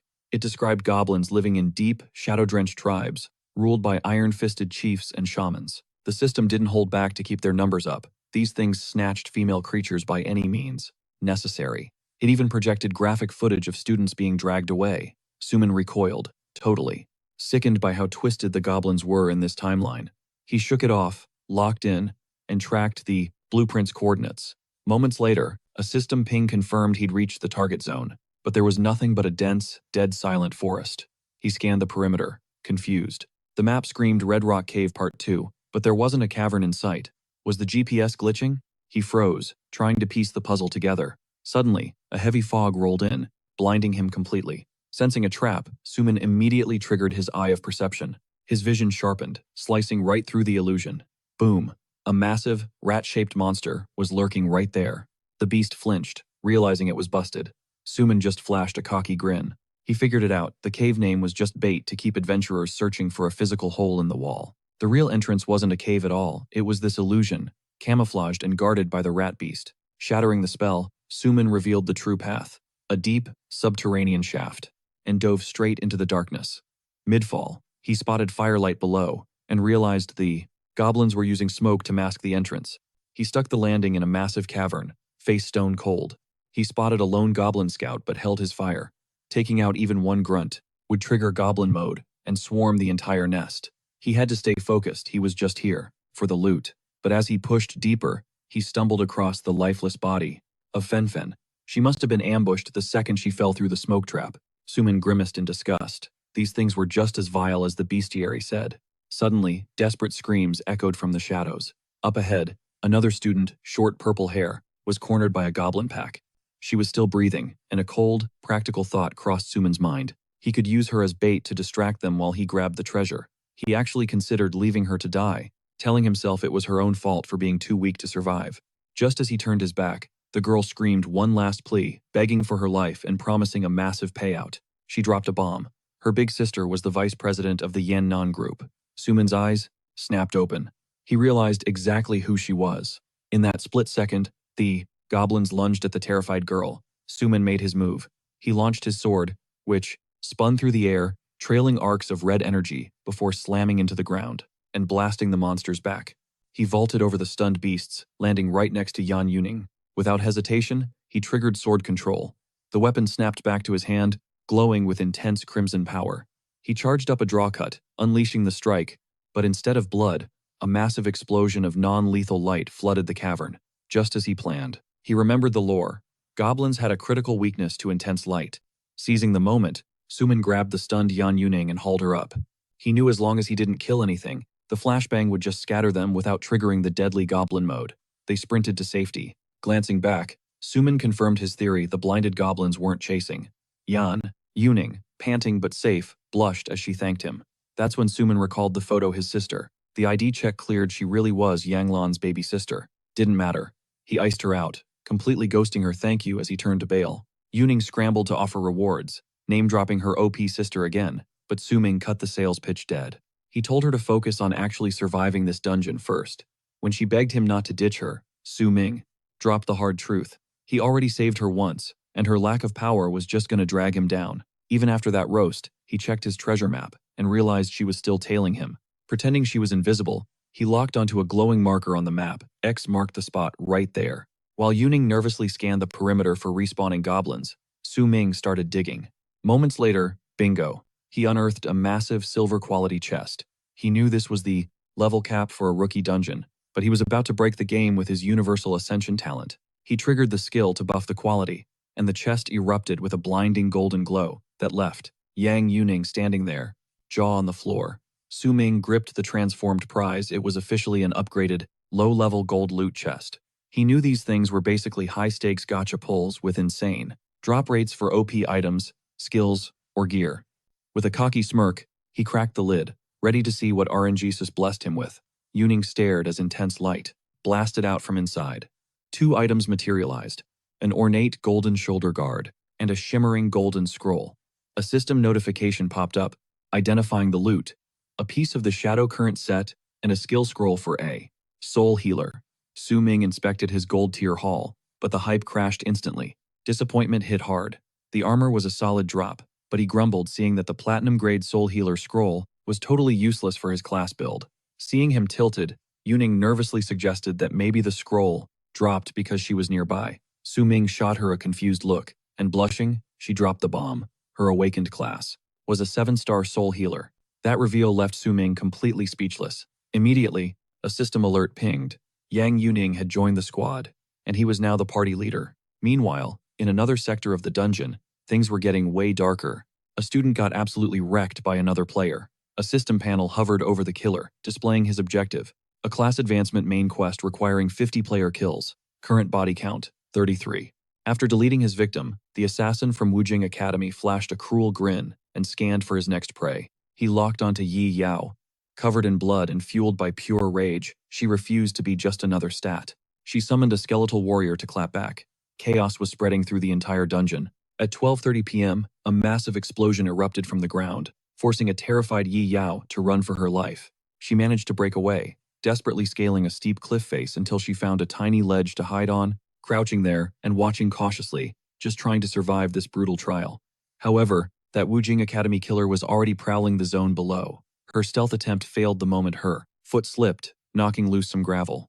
The assassin snapped his head up instantly, his sharp eyes locking onto her hiding spot. Moving with insane speed, he vaulted up the cliffside and landed right in front of a shocked Yi Yao. He swung his massive weapon instantly. Yi Yao barely dodged the critical hit, but the blade still grazed her, leaving a nasty wound. The assassin stuck the landing on the narrow ledge, actually surprised a girl like her had survived this long. He kept taunting her, claiming she'd wasted his time though. He admitted she had some skills. Maybe Xuanjing Academy wasn't total trash after all. Wounded and furious, Yi Yao demanded to know why a student from the neighboring Wujing Academy raided her dungeon just to slaughter innocent people. With a sadistic grin, the attacker shrugged, no deep reason. He flashed his system interface, revealing that his level 10 class advancement quest required him to eliminate 50 players.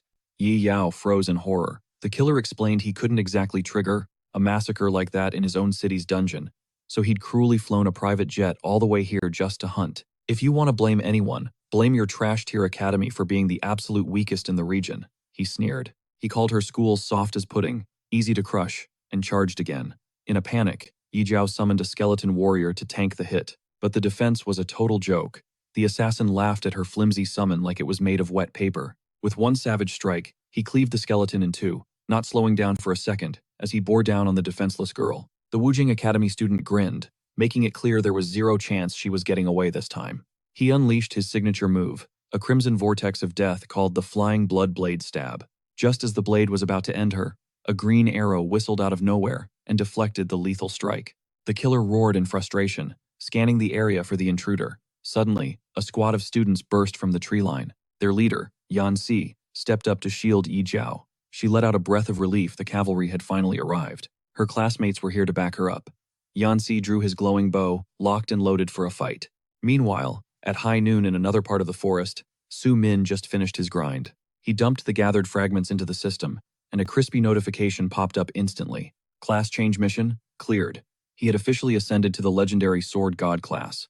The promotion came with a massive stat boost, plus 10 points added to every single attribute. His mythical sword body talent evolved, doubling his raw strength instantly. Speed, mastery, power, everything was buffed.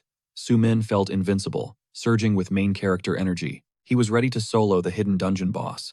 He turned his attention back to Yan Yuning and tossed her the Soul Healer skill scroll like it was nothing. The system confirmed she popped the item, A radiant light engulfed her as she absorbed the new ability. The stats flashed on the panel. Soul Reinforcement, a high-grade platinum skill. That is top-tier loot. Once activated, it burns soul power to boost experience gain by a massive 200%, and it applies to the whole party.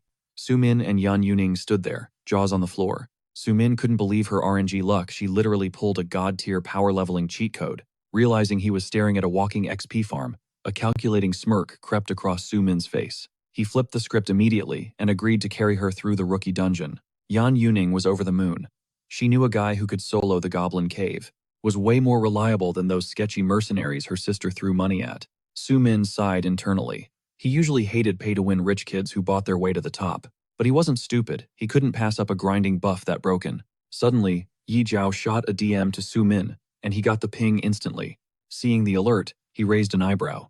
Why was she texting him right in the middle of a crisis? Back at the battle, the rival student was going absolutely feral. He was wiping out Yi Jiao's teammates one by one. In the chaos, Yanxi tried to make a move. He fired a shot, but the enemy sidestepped it like it was in slow motion. Yanxi froze. He couldn't wrap his head around how easily this guy dodged his best shot. The attacker didn't hesitate, rushing Yanxi and another teammate with his massive greatsword. Seeing that beast charge at them, they panicked. He unleashed the flying bloodblade stab again. Boom, headshot on the teammate, instant kill, watching their allies drop like flies. Yanxi and Yi Jiao fell into despair. This opponent was on a completely different level. Yanxi looked around, his squad was wiped. Yi Jiao couldn't believe Wujing Academy bred monsters like this. Then it clicked. Yanxi remembered the intel he read before entering the dungeon. There was a sword prodigy from Buyun City, a guy everyone was talking about, Li Chenwang. A 10-star talent with the hidden class Sword Maniac. The killer raised his blade, walking them down. It was him. Li Chenwang sneered as he closed the distance, realizing only 2 targets were left. He complained about his slow grind. He had only racked up 35 kills so far. Yanxi was next. Gripping his bow, he realized the hard truth. A ranged carry is toast if he can't kite the enemy. Behind him, Yao dropped the bad news. Her mana was tapped out. Summoning spirits for defense was off the table. Yanxi grimly asked if the cavalry was actually coming. Yao frantically swiped open her system interface. 0 notifications from Su Ming. The reality hit her like a brick. No one was coming to save them. Li Chenwang cackled, mocking their helplessness. Then he launched a full-speed blitz, aiming straight to take out the archer, tired of his pesky potshots. But in a split second, Yi Yao threw herself in front of Yanxi to take the hit. Too slow. Li Chenwang closed the gap in a blink, smashing Yao's weapon aside and landing a nasty cut. He sneered at her arrogance, shouting that the weak have 0 business playing hero. As he raised his blade for the kill shot, a sword streaked down from the heavens like a meteor, blocking the strike with a deafening clang. From behind, Yao heard her name and instantly recognized that voice. Su Ming stepped onto the scene, declaring that she absolutely had the power to save everyone. Striding forward, memories flooded back in his past life. She was the one who saved him. Yao's eyes went wide. She'd specifically warned him to stay away from this death trap, but Su Ming just kept walking toward the enemy. In this timeline, he wasn't letting anything happen to her. He triggered his sword control skill, snapping his weapon back to his side. Li Chenwang's face twisted in recognition. This was the legendary 10-star sword controller. Fueled by pure rage at seeing Yao hurt, Su Ming launched a direct assault. Watching from the sidelines, Yao and Yanxi were floored by the sheer intensity of the clash. Yanxi realized that with some ranged support, they might actually bag this win. Suddenly, a warm healing aura washed over them. Wounds knitting together, they looked back to see Yang Yuning. She introduced herself as Su Ming's teammate, a soul healer. But pumping out that much healing was already draining her stamina, so she sat down. Yanxi knew having a healer was a total game changer. Yang Yuning admitted she was still kinda new to mastering her skills and needed a sec to recharge. Yao was stunned. Didn't Su Ming swear he was a solo player? Yet here he was with a squad mate. Moments later, Yang Yuning fired her healing back up, patching them up. Yanxi urged her to hurry, leaving Su Ming to 1v1. A monster like that was way too risky. Yang Yuning just smirked. Don't sweat it. Su Ming is on another level. Meanwhile, Su Ming was relentless, raining blows on Li Chenwang and forcing him back step by step. Dodging for his life, Li Chenwang finally got serious. This kid wasn't just some random sword user. His movement tech was insane. After shoving the villain back, Su Ming suddenly held his ground. Li Chenwang laughed, admitting the kid hit harder than expected. Let's settle this today, he declared. Me, the 10-star sword maniac of Buyuan City, or you, Su Ming, the 10-star sword controller of Shuangjing Academy. Hearing the title, Su Ming paused. He remembered this guy was a big shot in his previous life, even if they'd never crossed paths. But, in this timeline, fate brought them together early. Without hesitation, he dashed forward to test whose steel was faster. Both fighters unleashed a torrent of attacks simultaneously. Amidst the sparks, Li Chenwang slipped a hit, hopped back, and spammed his signature move, the bloody blade flying stab. Seeing the projectiles incoming, Su Ming thought, cheap trick, rapidly. He used his blade to deflect the incoming barrage. Seeing this, Li Chenwang smirked. Gotcha. The hero had walked right into his trap. As he spoke, he triggered the second phase, sending his sword spinning around the protagonist like a buzzsaw. He explained that the energy from his bloody thrust creates a lockdown field, freezing the enemy in place. He went for the execution, 100% sure it was game over. But the protagonist dodged it with godlike reflexes. Li Chenwang doubled down and struck again, but the kid sidestepped it calmly, signaling that it was his turn now. He triggered his sword control, recalling his blade to his grip. Catching the hilt, he stared Li Chenwang dead in the eye. Let's see how you block this without a weapon. Instantly, he unleashed a devastating slash that connected squarely with his rival's chest. Blood sprayed from his arm as the blade bit deep. Yet, despite the agony, Li Chenwang, consumed by blind rage, he hoisted his blade and blitzed the hero, betting everything on the fact that his opponent was defenseless. Sensing the blindside attack, our MC instantly triggered Divine Shadow Step and started weaving through every single strike.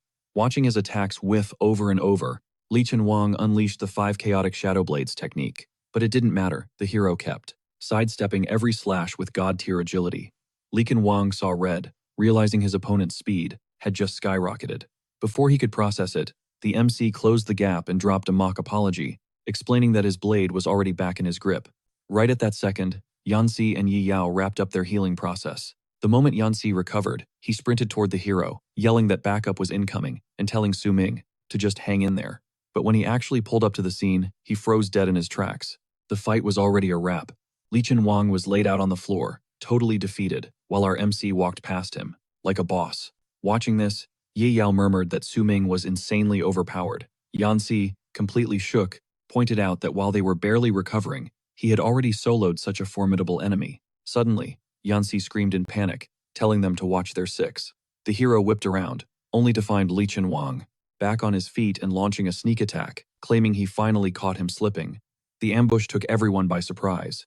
Yi Yao shrieked in horror as Li Chenwang slashed the hero's back, unleashing his ultimate move, the Torrential Forest Swift Blade, exploding with an intense red aura that swallowed the entire battlefield. After landing the hit, Li Chenwang stared down the protagonist and welcomed him into his kill zone. Yi Yao bolted toward the formation to save Su Ming, but Yanxi grabbed her wrist to stop her, explaining that charging in now would just be throwing her life away. Desperate, she insisted that she had to save him, even if it meant death. Suddenly, the hero's voice echoed from inside the trap, telling her to listen up. Hearing his voice, Yi Yao cried out his name, but he cut her off, firmly ordering her to stay back. Inside the formation, Li Chenwang unleashed a relentless barrage of attacks. Under the non-stop assault, the protagonist's body was critically injured, pushing him to the brink of death. Yet, he was still standing. While spamming attacks, Li Chenwang roared in fury, confused how the hero was still breathing after taking so much damage. Just then, a voice popped up right behind him, asking if he was sure those hits actually connected. Totally blindsided, Li Chenwang realized the sound wasn't coming from the front. Simultaneously, the figure of the hero in front of him started to glitch and fade away. Seething with rage, he realized he had been fighting a decoy the whole time. The clone vanished completely, and the real protagonist stepped out from the shadows behind him, blade in hand. Cool as ice, he explained that he finally figured it out, noting that no matter how hard he thought, he never expected a mere sword controller to have this level of skill. Right then, he procced the 5-piece bonus of the Shadow Sword set, a low-level platinum gear set.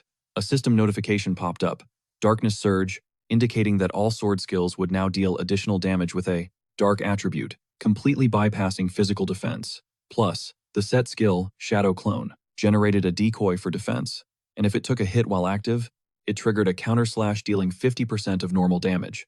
Seeing the hero's full loadout, Li Chenwang started sweating bullets, claiming drop sets didn't exist in the beginner dungeon, leaving only one explanation. The hero had already cleared a specific hidden quest. The MC calmly confirmed he had indeed finished the initial job change quest. Then, he leveled his blade straight at Li Chenwang and readied his strike. Seeing the attack incoming, Li Chenwang a mix of nerves and rage, realized the hero was actually faster than him. In a split second, the MC's blade pierced right through him, exiting the other side and making blood spray violently. While landing the hits, the hero coldly declared he was about to slaughter him. He unleashed a combo of slashes, but suddenly, Lee Wang whipped out an artifact and tossed it forward. As it activated, a blinding light flooded the entire arena. The protagonist threw up a hand to shield his eyes from the glare. From a distance, Yancy and Yan Juning clocked the object and their jaws hit the floor. Yancy identified it immediately, a lifesaver emergency escape tool, an item that goes for hundreds of thousands of adventurer coins. It's the kind of loot that's basically a myth inside a standard dungeon like this. But Lichen Wang didn't hesitate. He'd already popped the artifact to teleport to safety. Watching the guy flee, our MC smirked. The neighboring city really dropped a massive bag to protect their precious 10-star genius. Zero expenses spared.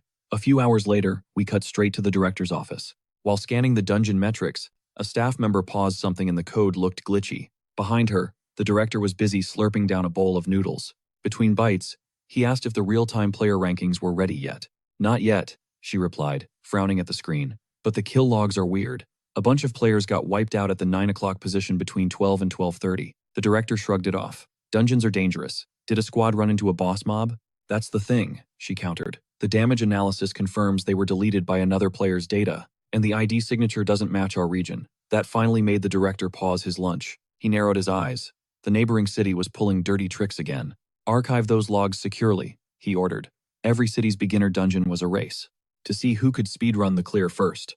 And historically, Shuangjing Academy was considered the bottom-of-the-barrel easy prey for everyone else to bully. Shaking off the mood, he asked for a sitrep on the student's progress. The assistant scanned the map. Looking solid. Our students have secured most of the teleport zones. Limited live feeds show the top-tier players are making moves. They're forming massive raid parties to take on the boss phases. Leading the charge is the Sang family's young master San Tang, the 8-star magic hammer warrior. The director nodded at the screen, just as expected. That kid is a beast. He did some quick math. San Tang was level 6 hours ago. The standard beginner boss is a level 12 mob. With that size of a raid group, he estimated the kid should be pushing level 10 by now. Hopefully, he'd crush the boss soon and bring home the W.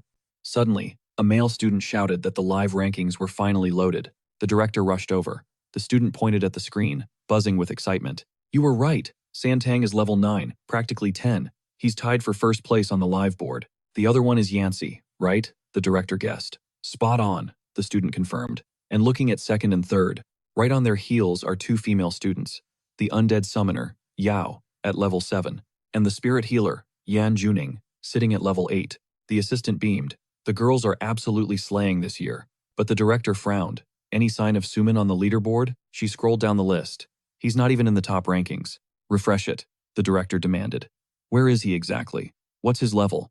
Another student pulled up the MC's specific profile and gasped. Found him. He's level 2. The office went dead silent.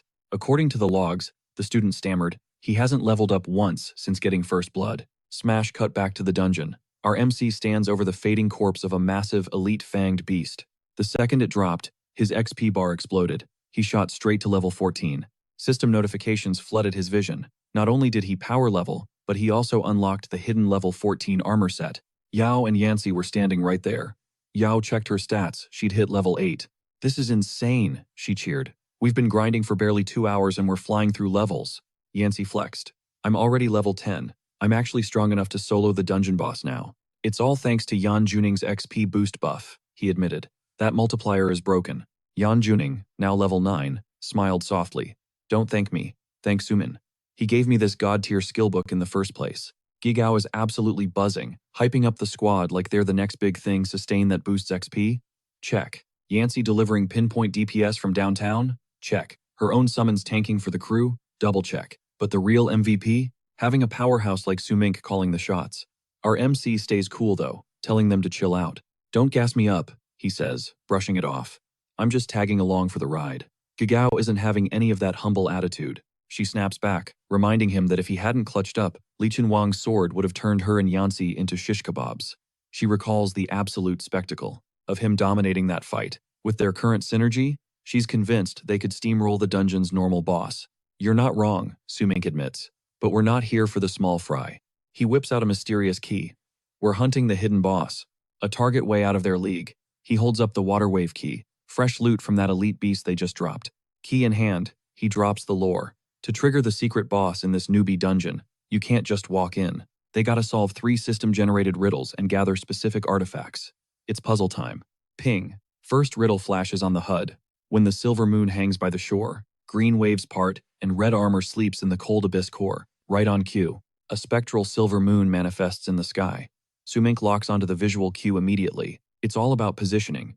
Since this starter dungeon doesn't have dynamic weather systems, he figures there's only one spot where the vegetation naturally grows in a crescent shape. The hidden boss is waiting right beneath the lake's surface. Boom. He leads them straight to the water's edge. Second riddle pops. Lake water turns to mist guided by iris petals. Beneath sunken sand, the armor keeps the ancient pact. He grins. He's been prepping since step 1. He pulls out the iris flower he snagged back in the ape monster zone and fuses it with the water wave key. 2 down, 1 to go. The final clue materializes. Hold the star pattern key. To reflect in the lake bottom, 9 waves circle the bedrock. The knight rests, head on sword, awaiting the light to break the murky waters. Following the script exactly, Sumink executes the move.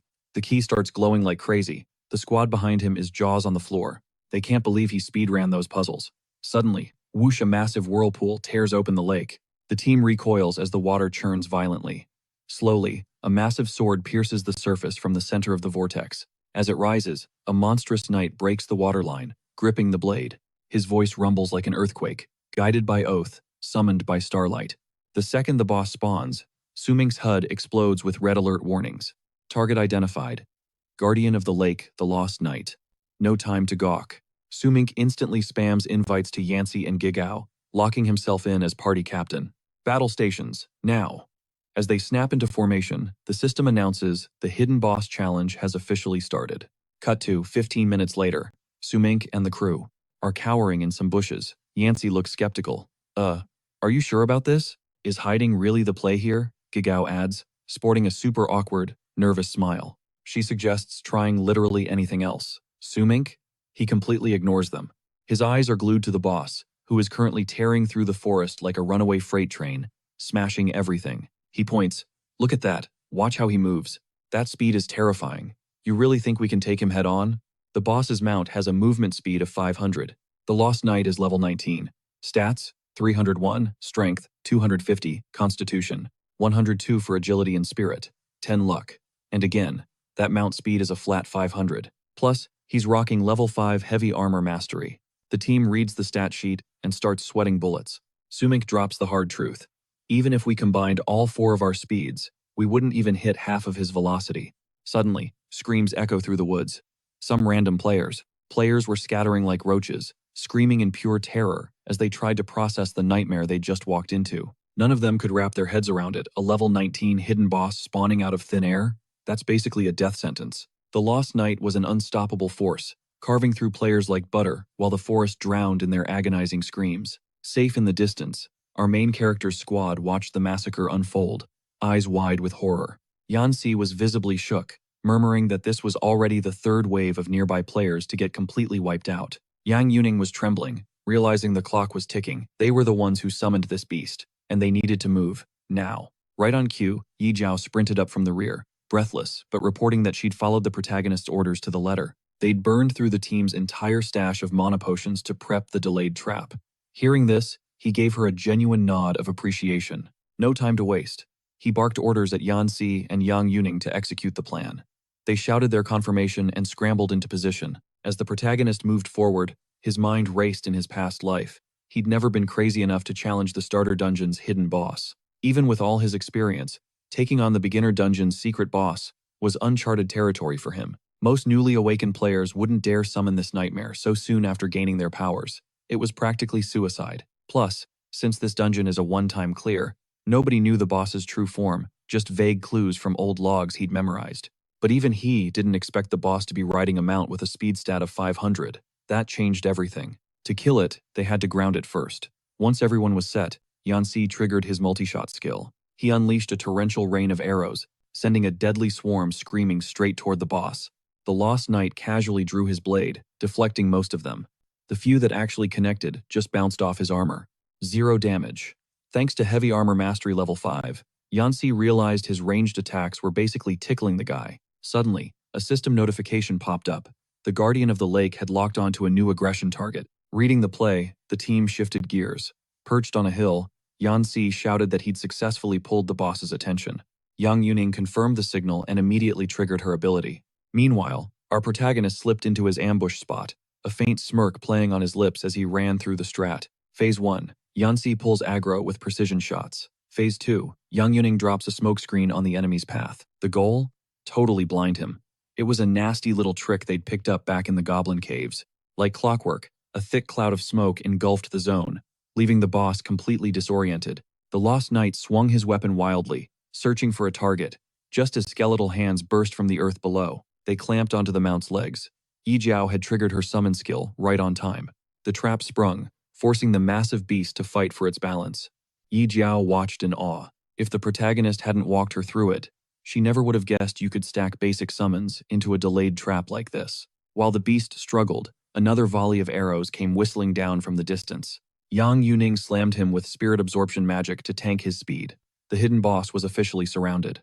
Watching the chaos, the protagonist stepped forward with icy determination. Phase 3 was a go. The plan? Lock down the mount using Yi Jiao's skeleton trap, stacked with Yang Yuning's slow debuff. He realized he couldn't have pulled this off solo, he needed the team. Seizing the opening, he blitzed the Lost Knight from behind, grabbing him and torquing his body with massive force. He literally ripped the boss out of the saddle and slammed him into the dirt, screaming, "Get off your high horse." After being a pain in the neck for way too long, the knight hit the ground hard, but he scrambled back to his feet instantly. The boss locked his death stare onto the protagonist. Meanwhile, the squad was hiding in the bushes, prepping their next move. Seeing the boss finally separated from his mount, Yang Yuning couldn't hide her hype. "We actually took him down," she cheered. But Yi Jiao warned them to stay sharp. This was only phase 1. Everything was playing out exactly like the script the protagonist laid out 10 minutes ago. Back then, Yi Jiao had been worried. "We're going to empty our mana bars just to ground him. We won't have anything left for the actual fight." The protagonist had looked her in the eye, totally unfazed. "That doesn't matter. That's enough," he'd said. Then, flashing a confident grin, he added, "When the time comes, I'll handle the rest." Back in the present, the protagonist coolly pulled his sword from his inventory.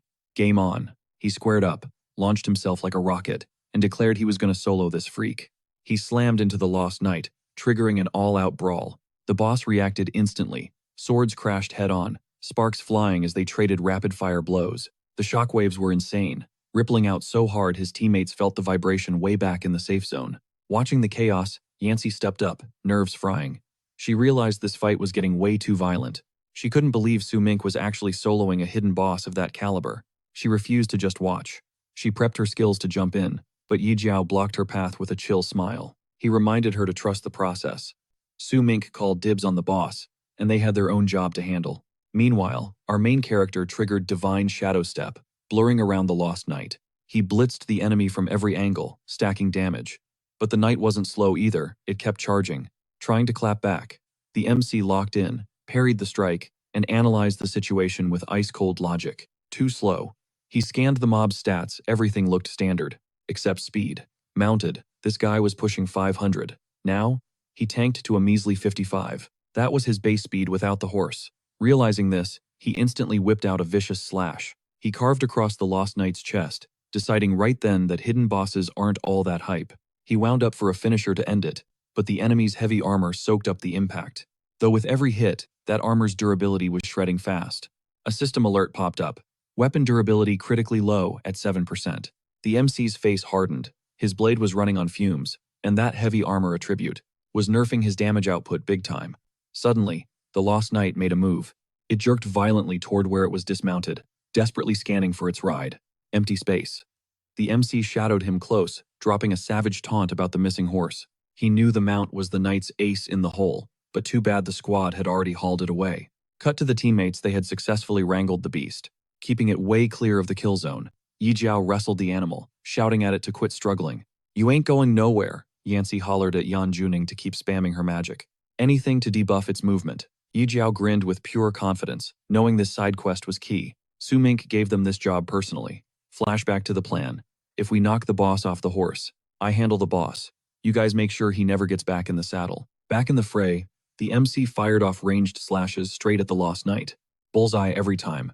The enemy tanked the hits, inching forward. It raised its blade, unleashing howling water blade, sending a tsunami of power at our hero. He sidestepped the blast, thinking sarcastically, "Oh, so he does know some tricks." He kept weaving through the attacks effortlessly. The knight charged again, sword raised for the kill. MC clapped back with sword control, sending his weapon flying to slice and dice the enemy from 360 degrees. Constant damage output. But mid-combo, another alert flashed weapon durability, down to 3%. He didn't blink. He kept the pressure heavy on the knight, forcing the monster back. Simultaneously, he checked the enemy's armor stats.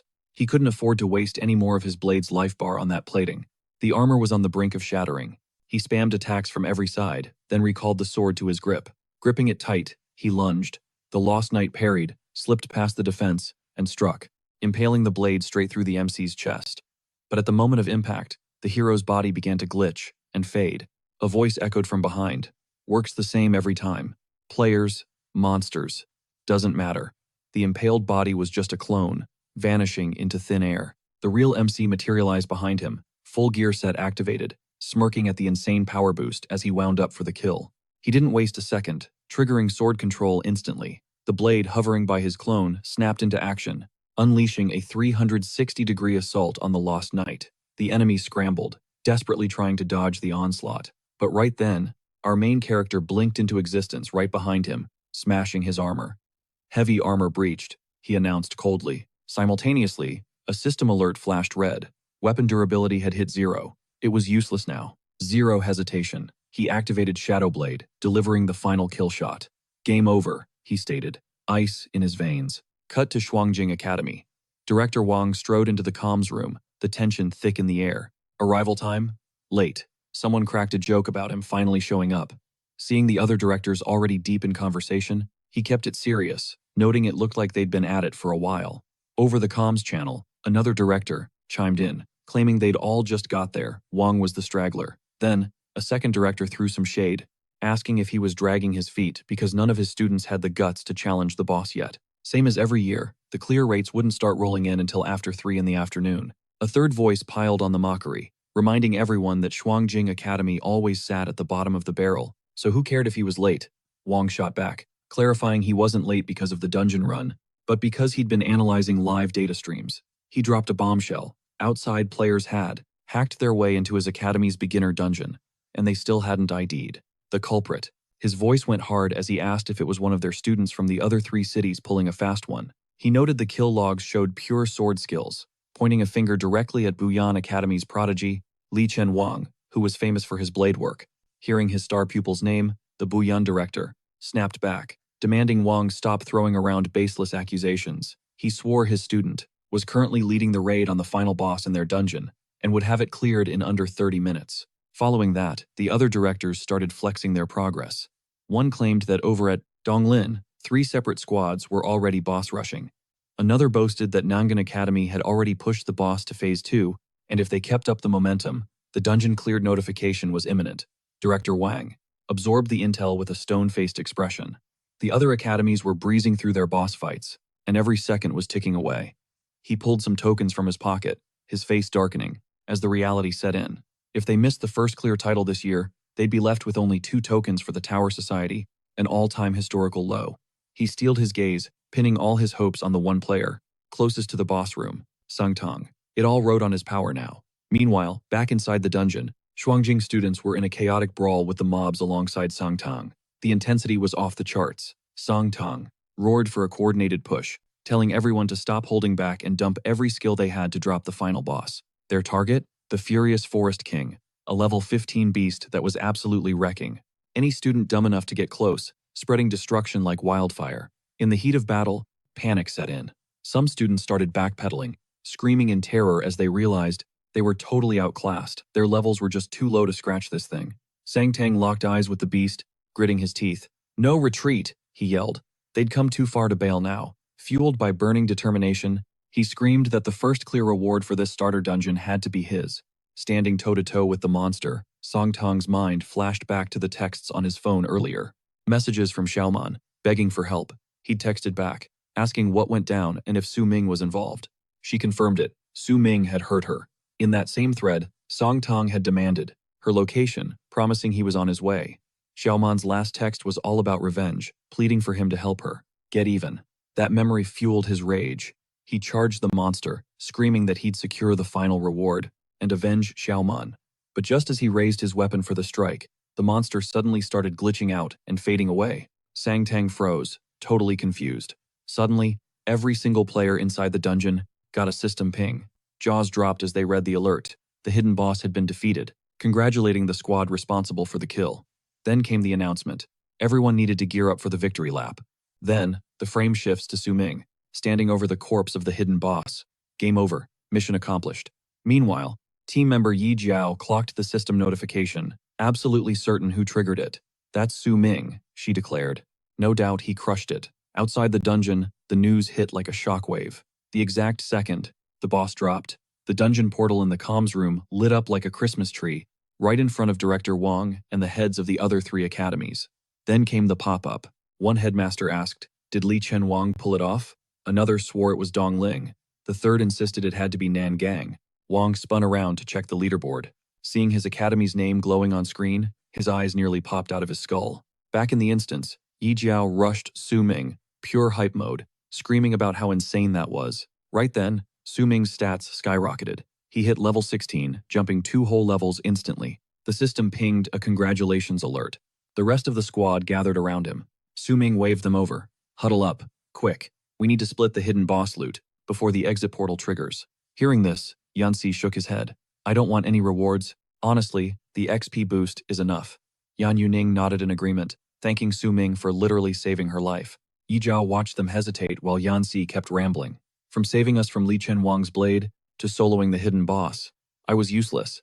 I didn't have the power to do anything. Taking a cut of the loot, I'd feel guilty as hell. But while Yanxi was still monologuing, a reward notification flashed in his face. The captain transferred the wrought siphon bow directly to him, a level 20 item for expert archers.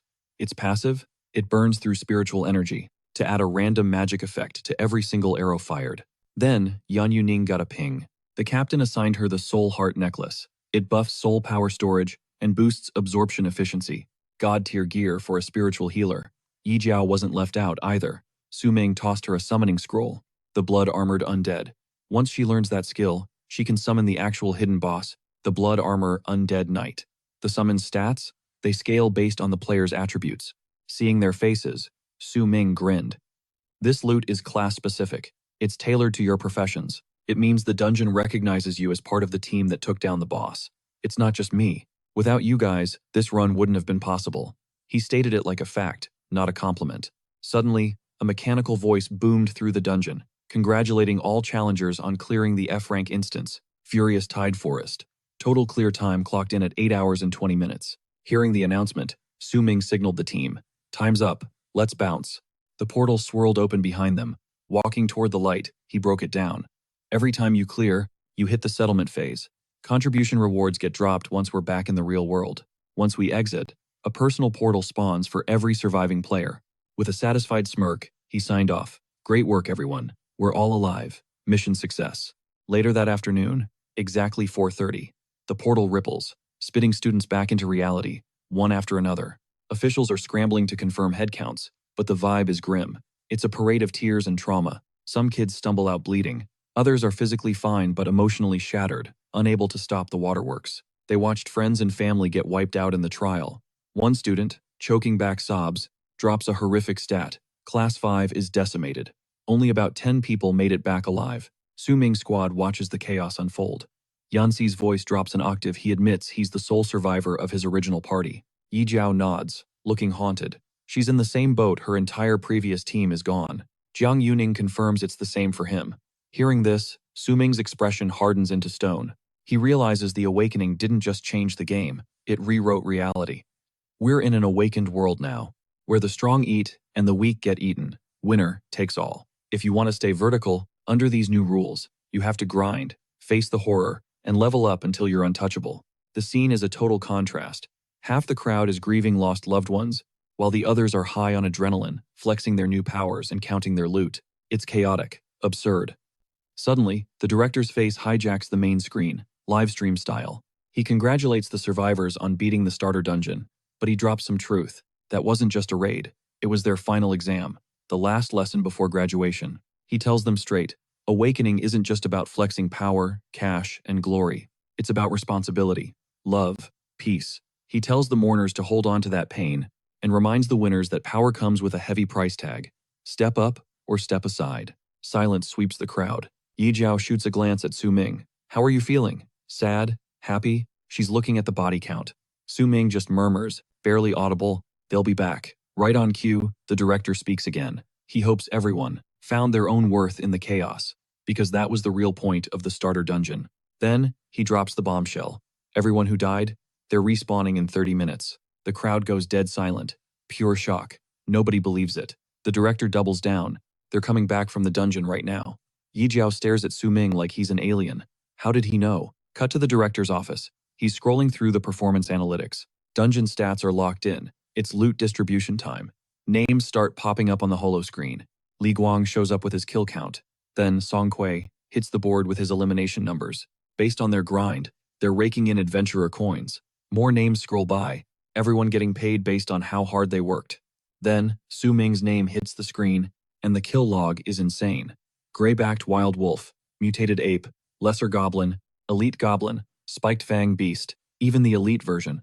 The list just keeps going. He took down the hidden boss, cleared his job change quest, and ghosted the Red Rock Cave, taking 0 damage. He bagged first dungeon kill and perfect challenge, rank S evaluation. Tally it all up, and he earns the Rookie King title. That's plus 15 to all stats and a 10% boost to skill proficiency. Absolutely broken. His total contribution to the raid? 91%. A total carry. Suddenly, the door creaks open. Director doesn't even look up. You're late. It's Su Ming. The director points out Su Ming took first place in the school and the city rankings. Su Ming just shrugs. I overslept. The level leaderboard flashes up. Top spot, Su Ming, level 16. Second place is a tie between Shang Tan and Yan Si at level 12. Jiang Yuning takes third at level 11. Yi Jiao is fourth, level 10. Fifth is Li Kehan, level 8. Sixth, Shang Xiaoyang, level 7. The gap is massive. Looking at the stats, Su Ming realizes the tutorial is officially over. High school life? Done. No more hiding his power levels. No more laying low. Because from here on out, the skill gap between him and his classmates? Absolutely massive. Just then, Su Ming looked down and realized the director was literally clinging to his leg like a toddler. He asked how long the guy planned to stay down there, but the director was too busy sobbing tears of joy to care. He thanked Su Ming profusely, admitting that whatever crazy method he used, he had finally saved Shuangjing Academy's reputation. For years, they had been the laughingstock of the rankings, but now, the old headmaster of Buyan Academy was totally speechless. That guy used to trash talk them at every inter-school meeting, but Su Ming had just silenced him for good. Their academy was now ranked number 1 across all 4 neighboring cities, and Su Ming had swept first place in every single starter dungeon. Hearing the hype, Su Ming asked where Li Chenwan from Buyan Academy ended up. The director explained that the so-called genius, the sword freak, only managed to scrape by with third place overall. Apparently, he took a nasty hit halfway through, which tanked his boss clear time. Then, the director got serious. He asked Su Ming how he actually pulled off beating the hidden boss. Even with 10-star talent, he was still just a sword controller, a class that's notoriously weak in the early game. Plus, Su Ming didn't come from a wealthy family and definitely couldn't afford pay-to-win gear. Yet, he somehow soloed a boss way above his level. In all his years running the school, the director had never seen a student this overpowered. He doubted the starter pack items were enough to explain that kind of damage output. Su Ming played the humble card, claiming it was just pure luck, saying the RNG gods smiled on him with good skill drops.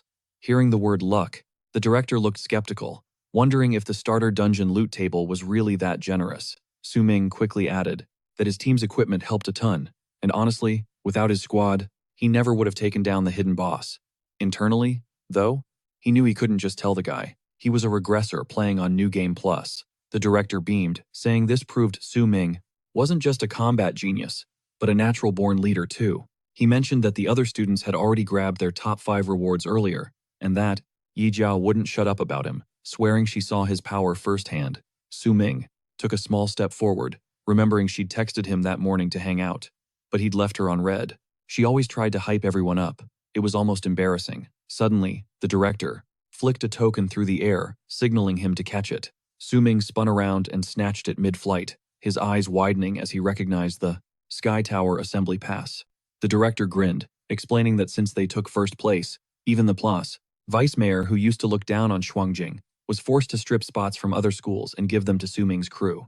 This year, they secured 5 slots for Su Ming, Yi Jiao, Yanji, Yan Yuning, and Santang. The director started to lecture him on how important this item was, but Su Ming cut him off. He didn't need the tutorial. He knew exactly what this was. In his mind, he knew the Sky Tower Assembly was the holy grail for awakened rookies. Usually, after clearing the tutorial dungeon, students were considered graduates and officially entered the awakened world.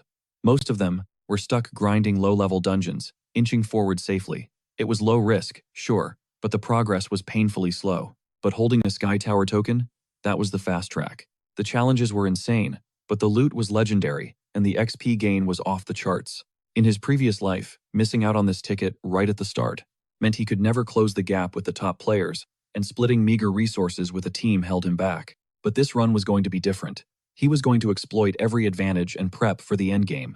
The director reached out to shake his hand, congratulating him on officially awakening and graduating from Shuangjing. But then came the warning. Future battles wouldn't be like the starter dungeon.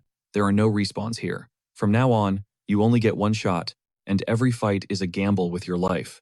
He told the hidden genius to go out there and make history. Su Ming smiled, shook the man's hand, and thanked him. The scene shifts to the high-end district of Shuangjing City, where Yan Yuning was just getting home.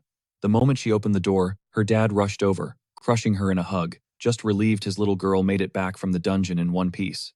On top of securing 3rd place at the academy, the dad noted that the backup team Yan Lan brought in looked pretty capable. Standing nearby, Yan Yuning's older sister just smiled, admitting that this time, the glory didn't belong to her crew, but to an awakened student named Su Ming, who practically carried Yan Yuning. Yan Yuning didn't hesitate to confirm it. She explained that the hired help her sister paid for walked straight into a monster trap, and she almost wiped out in that dungeon. But luckily, Su Ming swooped in and saved her life. He didn't just protect her. The guy hooked her up with high-tier skill books and equipment. He power-leveled her and cleared the dungeon by her side. She described him as an absolute beast of a challenger. Her sister chimed in, mentioning she actually tried to recruit Su Ming as a bodyguard for Yan Yuning before, but things got rocky, and he turned down the bag even for a crazy high price. She never expected fate to throw them together. Inside the instance, they all agreed they owed this guy a massive thank you. The father rubbed his temples, noting that both girls seemed to hold this teammate in high regard, so they needed to find the perfect moment to show some formal gratitude. Then, getting hyped, he said he actually wanted to meet and awaken this powerful himself. He ordered Yan Lan to track down Su Ming's contact info and announced a huge celebration for Yan Yuning conquering the dungeon, promising to hire a celebrity chef for the feast. But while he was talking, his phone started buzzing. He picked up, trying to brush it off and cancel his meetings. However, the moment he heard the voice on the other end, his face dropped. He asked them to repeat the intel clearly. The voice reported that over the last 2 days, someone had dispatched assassins to hit multiple people in their faction. He demanded to know who was pulling the strings. The answer was chilling. It was the Sang family. 2 days later, Su Ming got a call from Yi Yao, reminding him that they were rolling out to the Sky Tower realm today. She warned him not to pull his usual lone wolf act. Su Ming told her he was tracking and had spent those 2 days prepping, so he'd link up with them shortly. Yi Yao confirmed they'd be waiting. After hanging up, Su Ming recalled the director's instructions on how to summon the teleportation gate for the Sky Tower assembly. All he had to do was use the token to rip open a portal, a gateway that only qualified users could cross. With that in mind, he whipped out the token and held it up. Upon activation, a rift opened in front of him, followed by a system notification confirming his qualified status. Seeing the portal sparked a rush of excitement. He took a step forward and crossed the threshold. Thinking about the new grind starting in the Sky Tower, the scene shifted instantly to the location. Su Ming stepped out of the portal, staring up at the colossal structure looming before him. This was the 100-level tower, the heart of the assembly. A smirk crossed his face as he remembered that in his past life, he only made it here way too late in the game. Now, he watched as challengers from all over the country, clutching their own tokens, teleported in one after another, all ready to take a crack at this place. The adrenaline was kicking in. To enter the tower, he quickly flashed his token for verification. A system prompt popped up, confirming his identity as Su Ming. The massive doors creaked open, taking in the view inside. He was actually a little caught off guard. Right then, another alert popped up, telling him to hold tight for the opening ceremony in the first-floor lobby, where all the rookies had to gather. Su Ming walked through, scanning the environment. noting that this hall was totally different from the one in his past life this time. It was way more massive. Suddenly, someone shouted his name. Turning around, he spotted Yi Yao, Yan Shi, and Yan Yuning. He mentioned they were early birds. Yi Yao shot back, annoyed, saying they'd been waiting forever, and complained that he never wants to stick with the squad. Su Ming replied that he showed up exactly when the message said to. Yi Yao hinted that they were basically besties now. She explained that after surviving the initial dungeon hell together, they were officially comrades and battle buddies. She pointed out that they were the only ones from Xuanjing Academy who actually qualified for the Sky Tower Assembly, so they needed to watch each other's backs for whatever chaos was coming next. Mid-conversation, a voice cut in from behind, asking if they had completely forgotten about him. In a split second, Song Tang rushed Su Ming, throwing a sucker punch straight at him, screaming not to ignore him. Su Ming dodged the attack effortlessly. The crowd, gathered in the assembly, immediately locked eyes on the two of them. Whispers started circulating that someone. The tension snapped, and suddenly everyone was looking around. Who was crazy enough to start a brawl right here? Yao, looking totally lost, turned to Santang and asked, "Yo, what is your deal right now?" Santang didn't use his words. He summoned his blade, the steel glinting with menace. "I'm here to collect the debt for what happened to Xiaoman," he growled. He stepped up, eyes blazing. "You ghosted me back in the starter dungeon, Su Ming. Hid like a coward so I couldn't find you." The crowd gasped, whispers spreading like wildfire as they saw the weapon drawn. The guy looked ready to throw hands right then and there. Yao tried to cut in, asking, "Wait, what does Xiaoman have to do with this?" But Santang completely iced her out. "Honestly, didn't think a rat like you would even qualify for the Sky Tower Assembly," Santang sneered. "But this is perfect. I can end your run right here." Su Ming didn't even flinch.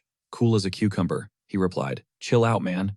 The drama between me and Xiaoman, it's complicated." Suddenly, a robotic voice boomed from the heavens, shaking the entire arena.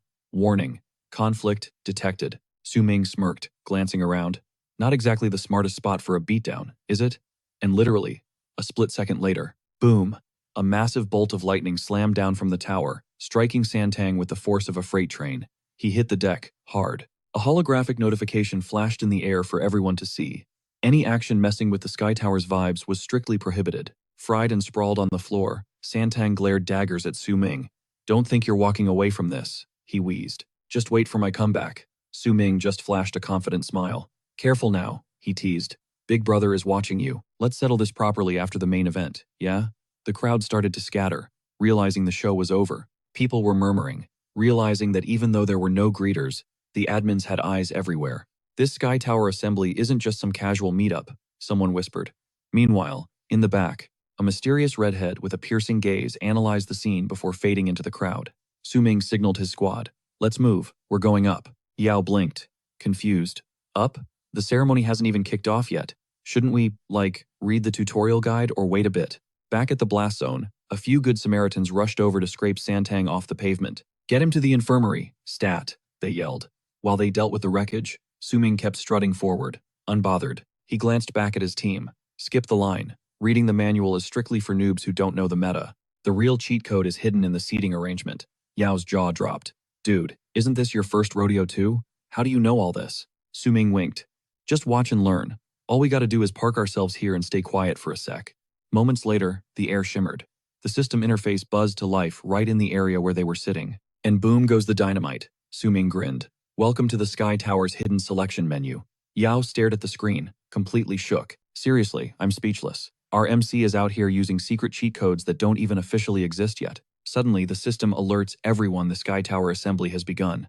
It's a brutal 100-floor gauntlet. As the crowd stands there frozen and confused, Su Ming just eyes the hologram cool as ice. Still, in full speedrun mode, the wealthy healer signals the archer to snag a seat immediately.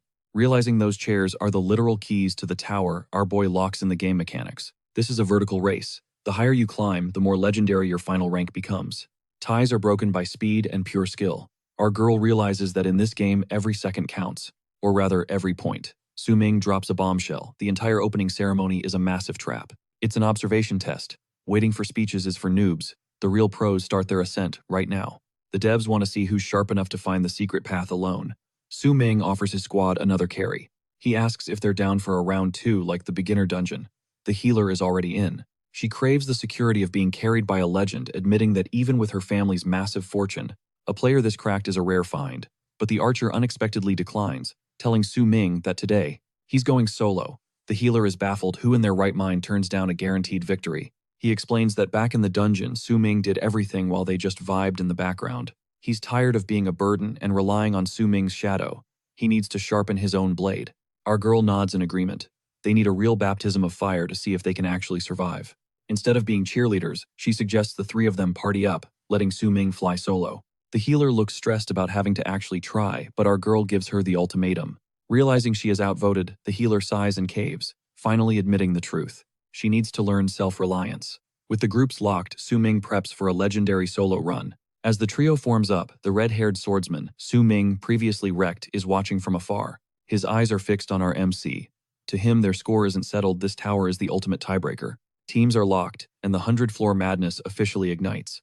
Su Ming steps out as his squad cheers him on. Entering the portal, as Challenger ID 001, Su Ming feels that familiar rush and steals his nerves. He expects the level 5 purple fiend tiger from his past life, a total walk in the park. But when the gate swings open, there's no tiger. Just one massive, extremely ticked-off chicken waddling toward him. Our MC is legit baffled. He recognizes this thing as a basic, young, free-range chicken. It looks tasty, but not exactly boss-level material. He wonders why Reincarnation swapped a predator for poultry. He snatches the bird by its neck, questioning if the system glitched. This used to be a life-or-death struggle. Now he's just holding dinner. But then he spots the chicken's level display. It's just 2 question marks. He goes for the quick kill, but the chicken is built different. The bird snaps, unleashing a violent shockwave from its wings that forces Su Ming to release his grip. Skidding back, he realizes this isn't soup material. The chicken lunges with terrifying high-speed aggression. Meanwhile, the ceremony finally wraps for the slowpokes, and the system begins the mass teleportation. Suddenly, the crowd gasps. The leaderboard is already live. Someone screams out in disbelief. Rank 1 is already occupied by ID 002. Everyone is floored that someone is speedrunning already. Before the tutorial even concludes, rumors fly that the leader is a 10-star genius. It's the blade-obsessed Chong Gang from Yuyang City, already on floor 3. Meanwhile, back with Su Ming, he's currently locked in a brutal deathmatch with the chicken. They're trading blows at an insane pace. They're evenly matched. The bird strikes with its beak, and Su Ming barely evades the lethal hit. This poultry is legit a menace. Realizing the danger, he instantly triggers his stealth step ability. The bird's pecks are like bullets. He lunges, but the chicken counters with an explosive burst of speed. It dodges and ignites a skill so fast the bird literally looks like a streaking fireball. Its counterattack hits like a truck. Su Ming blocks it but realizes his current combat skills are being tested. His signature techniques, draw sword and sword control, are hitting a brick wall. He desperately needs a tactical opening. Trading blows with this feathered freak is a total waste. His hard-earned head start is slipping away. Time to test drive that hidden boss skill from the novice dungeon. Su Ming grips his hilt, ready to strike. He dangles the bait, and the beast bites, leaping back. A smirk plays on Su Ming's lips. He has already mapped its path. As it touches down, he activates the third form. A massive blade erupts, shattering the earth beneath the target. Boom! A spectral claymore bursts from the soil, obliterating the target with sheer targeted destruction. Is it over? Su Ming mutters. But as the smoke clears, the bird is already taking flight again. Not a single scratch. The creature completely cheesed his ultimate. Our protagonist is actually shook by this development. Shock turns to pure salt. Seriously, is this infinite? This basic-looking poultry is packing some illegal levels of power. This stat line shouldn't exist on floor 1. Then he notices a weird detail and freezes mid-swing. Is it really just a normal bird? As it lunges, Su Ming shifts his stance. He isn't going for the kill yet. He executes draw line. It is an instant stun move designed specifically for high-tier poultry. Total lockdown. The bird starts glitching out, paralyzed. Su Ming grins, buffs or not, it is still just a dumb chicken at heart. No mercy. He delivers a clean finishing strike. Immediately, the system pings with a brand new notification. A cheeky lore entry explains the logic. Turns out that immobilization move relies on a real biological exploit. Tonic immobility, the ultimate stress-induced defense. It kicks in when these birds are flipped or forced into specific positions. Staring at a line sends a danger signal straight to the brain, completely short-circuiting their motor nerves. It plays dead to trick predators going totally limp. The system throws him a congratulations for the clear. Floor 1 cleared. As the portal swirls to life, Su Ming realizes that Monster's power was way off the charts. This wasn't a combat check, it was an intelligence test. This 100-floor tower is actually way more interesting than he thought. He checks the rankings. Claiming the throne is the blade maniac Li Chonggang, sitting comfortably at rank 1. The sweat lords are flooding in, and Su Ming's head start has evaporated. But he isn't mad, he is hyped. His competitive fire is blazing. He is winning this speedrun no cap. Meanwhile, the waiting room is pure chaos. The system finally spells out the rules for the slowpokes. It reveals the secret to entering the challenge. Just sit in the chairs. The system politely asks the challengers to take a seat to begin. Collective jaw drop. One dude starts malting over how simple it was, while others feel like they were low-key scammed. They sat through that boring ceremony like good little kids, only to realize they were getting trolled the whole time. Absolute panic erupts. Everyone scrambles for a seat, screaming because every microsecond counts in this race. They could have logged in from day one. The realization finally hits them like a freight train. So that is why the Blade Maniac is already topping the charts. They refresh the rankings and see Lee Chonggang has already crushed the 6th floor. The board flickers, showing another squad hitting floor 4. Then the rankings refresh again. At user 001, the God of Slaughter finally makes his debut. He is officially on the map. Back in the lobby, the crowd is having a total meltdown over the update. The first player, ID 001, just nuked the rankings, flying into 3rd place, with the edgiest name, Godslayer. People are losing it, wondering if he chose that cringe name himself or if the system is just glazing him. Actually, Su Ming is currently staring at a prompt, forcing him to choose a custom title for clearing floor 1. He is super confused. In his past life, the reward for this exact floor was basically trash tier. Just a dusty wooden box with some mid-grade potions. But hey, he is not about to complain about free loot. He enters his old job title, locking in Godslayer as his handle. The system doesn't hesitate. It scrubs his real name from the board. Perfect. Just as he likes it. Suddenly a level 3. Flying Bat spawns and Su Ming instantly deletes it from existence. Downstairs, the spectators are in absolute disbelief. The crowd cannot wrap their heads around it, a floor 2 clear in exactly 60 seconds. But he is just warming up. He speed blitzes floor 3, one-shotting a level 5 troll hunter like it is nothing. Next up, 3 level 6 gray orcs get tossed into the meat grinder on the 4th floor. The lobby is hyperventilating as his rank skyrockets. 2 more floors down and he is still not slowing down. He's hunting down the silver medal spot at Mach speed. Suddenly a shout rings out. The leader is no slouch and just breached floor 8. Spotting the blade-obsessed maniac chilling on the 8th floor, our protagonist lets out a truly devious, wicked smirk. He treats that hour-long argument with the floor 1 chicken as a mere handicap and finally decides to floor the gas. Upon hitting the 5th floor, the massive gates groan open to reveal a level 7 saber-toothed Cerberus. Instead of letting the boss finish its cinematic intro, our guy lunges straight into the shadows before the monster can even growl. He crashes through the doorway like a meteor, refusing to wait, and instantly deleting the creature's soul from reality. Meanwhile, the main trio is barely hanging on. Our future wife exhales, realizing they just narrowly escaped a total party wipe. She cheers for the squad, noting the archer's cracked damage and her own ability to lock down every single target. With their healer sweating overtime to keep those HP bars green, their synergy is finally starting to look god tier. But their self-congratulatory moment is cut short when the healer screams, pointing frantically at the glowing leaderboard rankings. In a heart-stopping blur, our MC has surged past them, comfortably seizing 2nd place after blitzing 7 straight floors. Further ahead, the pint-sized demon holding the crown successfully conquers the 9th floor's final challenges. Wiping sweat from his forehead, he admits these mobs are finally getting spicy, though they're still no match for him. He knows they are still nothing he cannot handle, but the pressure is definitely starting to ramp up. Eyeing that exclusive 10th floor first clear bonus, he pulls up the rankings to see exactly who is trailing him. He identifies the mysterious Godslayer as our boy, but feels his lead is mathematically untouchable despite the floor 1 delay. Smug and overconfident, he takes one last look at the screen only for his heart to drop into his stomach. He feels his soul practically leave his body for a permanent vacation as the reality of the situation hits him. Our MC is somehow sitting at rank 1, having vaporized the 9th floor, just seconds after the demon cleared it. On floor 10, our hero stands face to face with a level 50 Berserk Minotaur. Downstairs, the lobby has gone silent. Nobody even bothers entering the tower anymore. Everyone's glued to the leaderboard like it's a high-stakes blockbuster movie premiere. They all agree there is 0 point in climbing, while these 2 freaks are setting ungodly records that defy logic. The gambling starts immediately, with massive bets flying on who snags the floor, 10 trophy, and the hidden rewards. One girl loudly crosses her fingers for the genius Blade Maniac. But inside the dungeon, the vibe is very different. This boss fight is looking more like a one-sided bullying session. Our boy is simply built different and dominates the beast. He effortlessly dismantles the monster, shredding its health bar down to a miserable 15% in record time. Smirking at the wheezing beast, he mocks its trash-tier stamina for failing to last even half a minute against him. He offers a sarcastic thanks for the speedrun assist before officially deleting the floor 10 Minotaur from existence. He casually roasts the massive beast for its pathetic endurance, though he appreciates the boost to his personal record. A golden system notification erupts, hailing him as the season's first challenger to conquer the 100-layer tower's 10th floor. The system hands over a juicy bonus reward for his trouble, while the scene shifts to a sterile medical room. A nurse checks the vitals and happily announces that her patient's pulse has stabilized, and he's finally awake. Enter the blonde snake, the wealthy bully who took a nap after his legendary lobby meltdown and tantrum.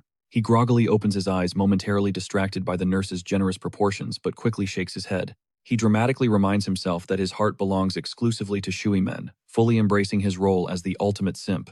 After firmly securing his status as a lover boy, his mind pivots back to his favorite hobby, plotting toxic revenge. He aggressively marches back to the starting room, eager for round 2, only to find the lobby completely deserted. A giant notification on the screen announces that our hero has already conquered the 10th floor and claimed the prize. Realizing every single player has already left him in the digital dust, pure, unadulterated panic sets in. He realizes his impulsive little stunt cost him dearly, leaving him trailing behind everyone else in the game. He concludes there is zero chance he can catch up to our boy's level now, and feels his ego shatter. Being physically incapable of taking the L, he decides our boy must have maliciously set a trap for him. Declaring that fair play is for peasants, the rich bully grabs his communicator and activates his family connections. He sends a hit squad message to erase our hero, tragically monologuing that he was forced to do this. He tells the empty room that our boy forced his hand, then remembers he can check the tower system. Slumped in the lobby, that blonde snake pulls up the rankings, flicking through 100 names with a condescending sneer. He's hunting for our MC's real name, but finds absolutely nothing. Instead, he spots the runner-up, currently stalling on floor 16. It kills him to admit that guy is a total beast both in school and in this tower. Then he checks the throne. Seeing Godslayer sitting comfortably at the top of floor 18, he just rolls his eyes in pure disbelief. He scoffs, thinking the name Godslayer is some cringe, try-hard nonsense, talk about zero self-awareness. Meanwhile, the legend himself. Back on the 18th floor, our boy is absolutely shredding through mobs like they're made of wet paper. Wiping sweat from his brow, he admits the grind is finally starting to feel like a high-intensity workout. He hits floor 19, entering a neon purple cavern to face a level 20 nightmare. This boss's mechanics are a total migraine. The coward burrows deep underground, shielding its vital spots behind a massive reinforced layer of purple quartz. Even worse, its main strategy is just vomiting out endless swarms of trash mobs to clog up the surface. Every single minion is draped in that same impenetrable crystal plate. A standard silver blade would just shatter against this defense. But our boy is playing with a literal cheat code. He thinks back to that insane first clear bonus he secured.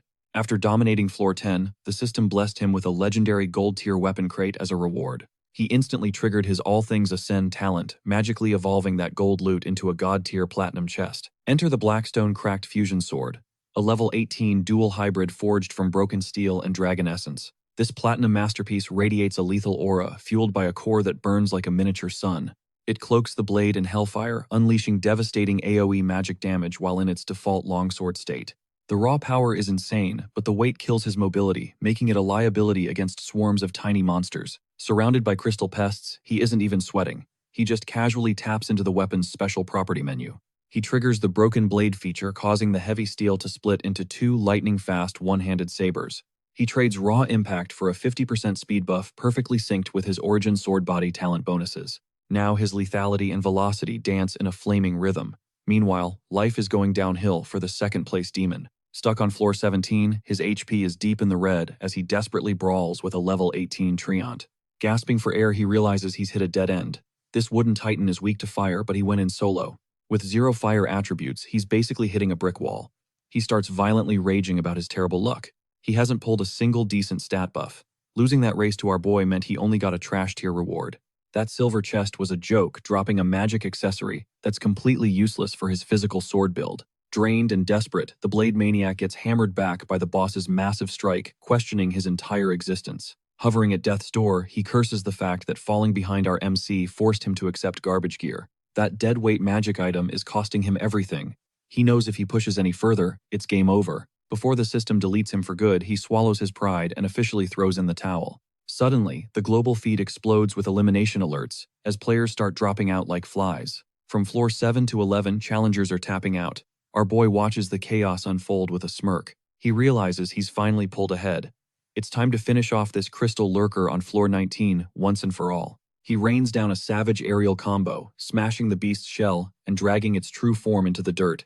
He mocks the creature for hiding before a gold alert confirms the floor has been successfully conquered. Victory. Meanwhile, the broadcast keeps scrolling with news of entire parties getting annihilated on the higher floors. Floors 12 and 13 are slaughterhouses. Then the big announcement: the Blade Maniac has officially been eliminated. Seeing his rival fall at floor 17, our boy actually gives him a respectful nod for the effort. Reaching that high on a debut run is legit insane, especially since the tower's difficulty spikes after floor 10. Using his regression memories, he knows floor 20 is where the real nightmare begins, and stats go nuclear. He's pushing his absolute limits, but hitting level 20 right now gives him the perfect opportunity. Now that he's reached the threshold, it's time to unleash a forbidden move from his past life as a sword god. He steps onto the 20th floor, coming face to face with a massive titan, the level 25 Seal Knight. Our boy revs his speed and blitzes the knight, but the steel giant parries every strike with chilling ease. Completely unscathed, the colossal floor guardian retaliates, discharging a lethal surge of violet energy. The projectile connects perfectly, forcing our hero's health bar into a desperate violent tailspin. It vanishes by a third instantly. He realizes his current stats are completely outclassed here. Facing a one-hit kill scenario, he accepts that even a legendary reincarnator has his limits. He's hopelessly underleveled for this floor. Yet, he isn't bothered. This was always the plan. This raid was just a field test for his newest toy, the Shadow Blade, a level 20 skill from his past life that he cherished. Suddenly, he's enveloped in a terrifying crimson aura as he blitzes the behemoth. Meanwhile, down in the lobby, defeated challengers are being warped out. A frenzy of gossip ignites among the stunned survivors. One warrior admits he got folded on floor 10, while another tryhard boasts about surviving until floor 12. Despite the ego clashing, they all agree on one thing: the monsters beyond the 10th floor are fundamentally broken for any normal human player. They stare at the rankings, stunned, wondering what kind of monster this Godslayer is. To be casually blitzing the 20th floor on his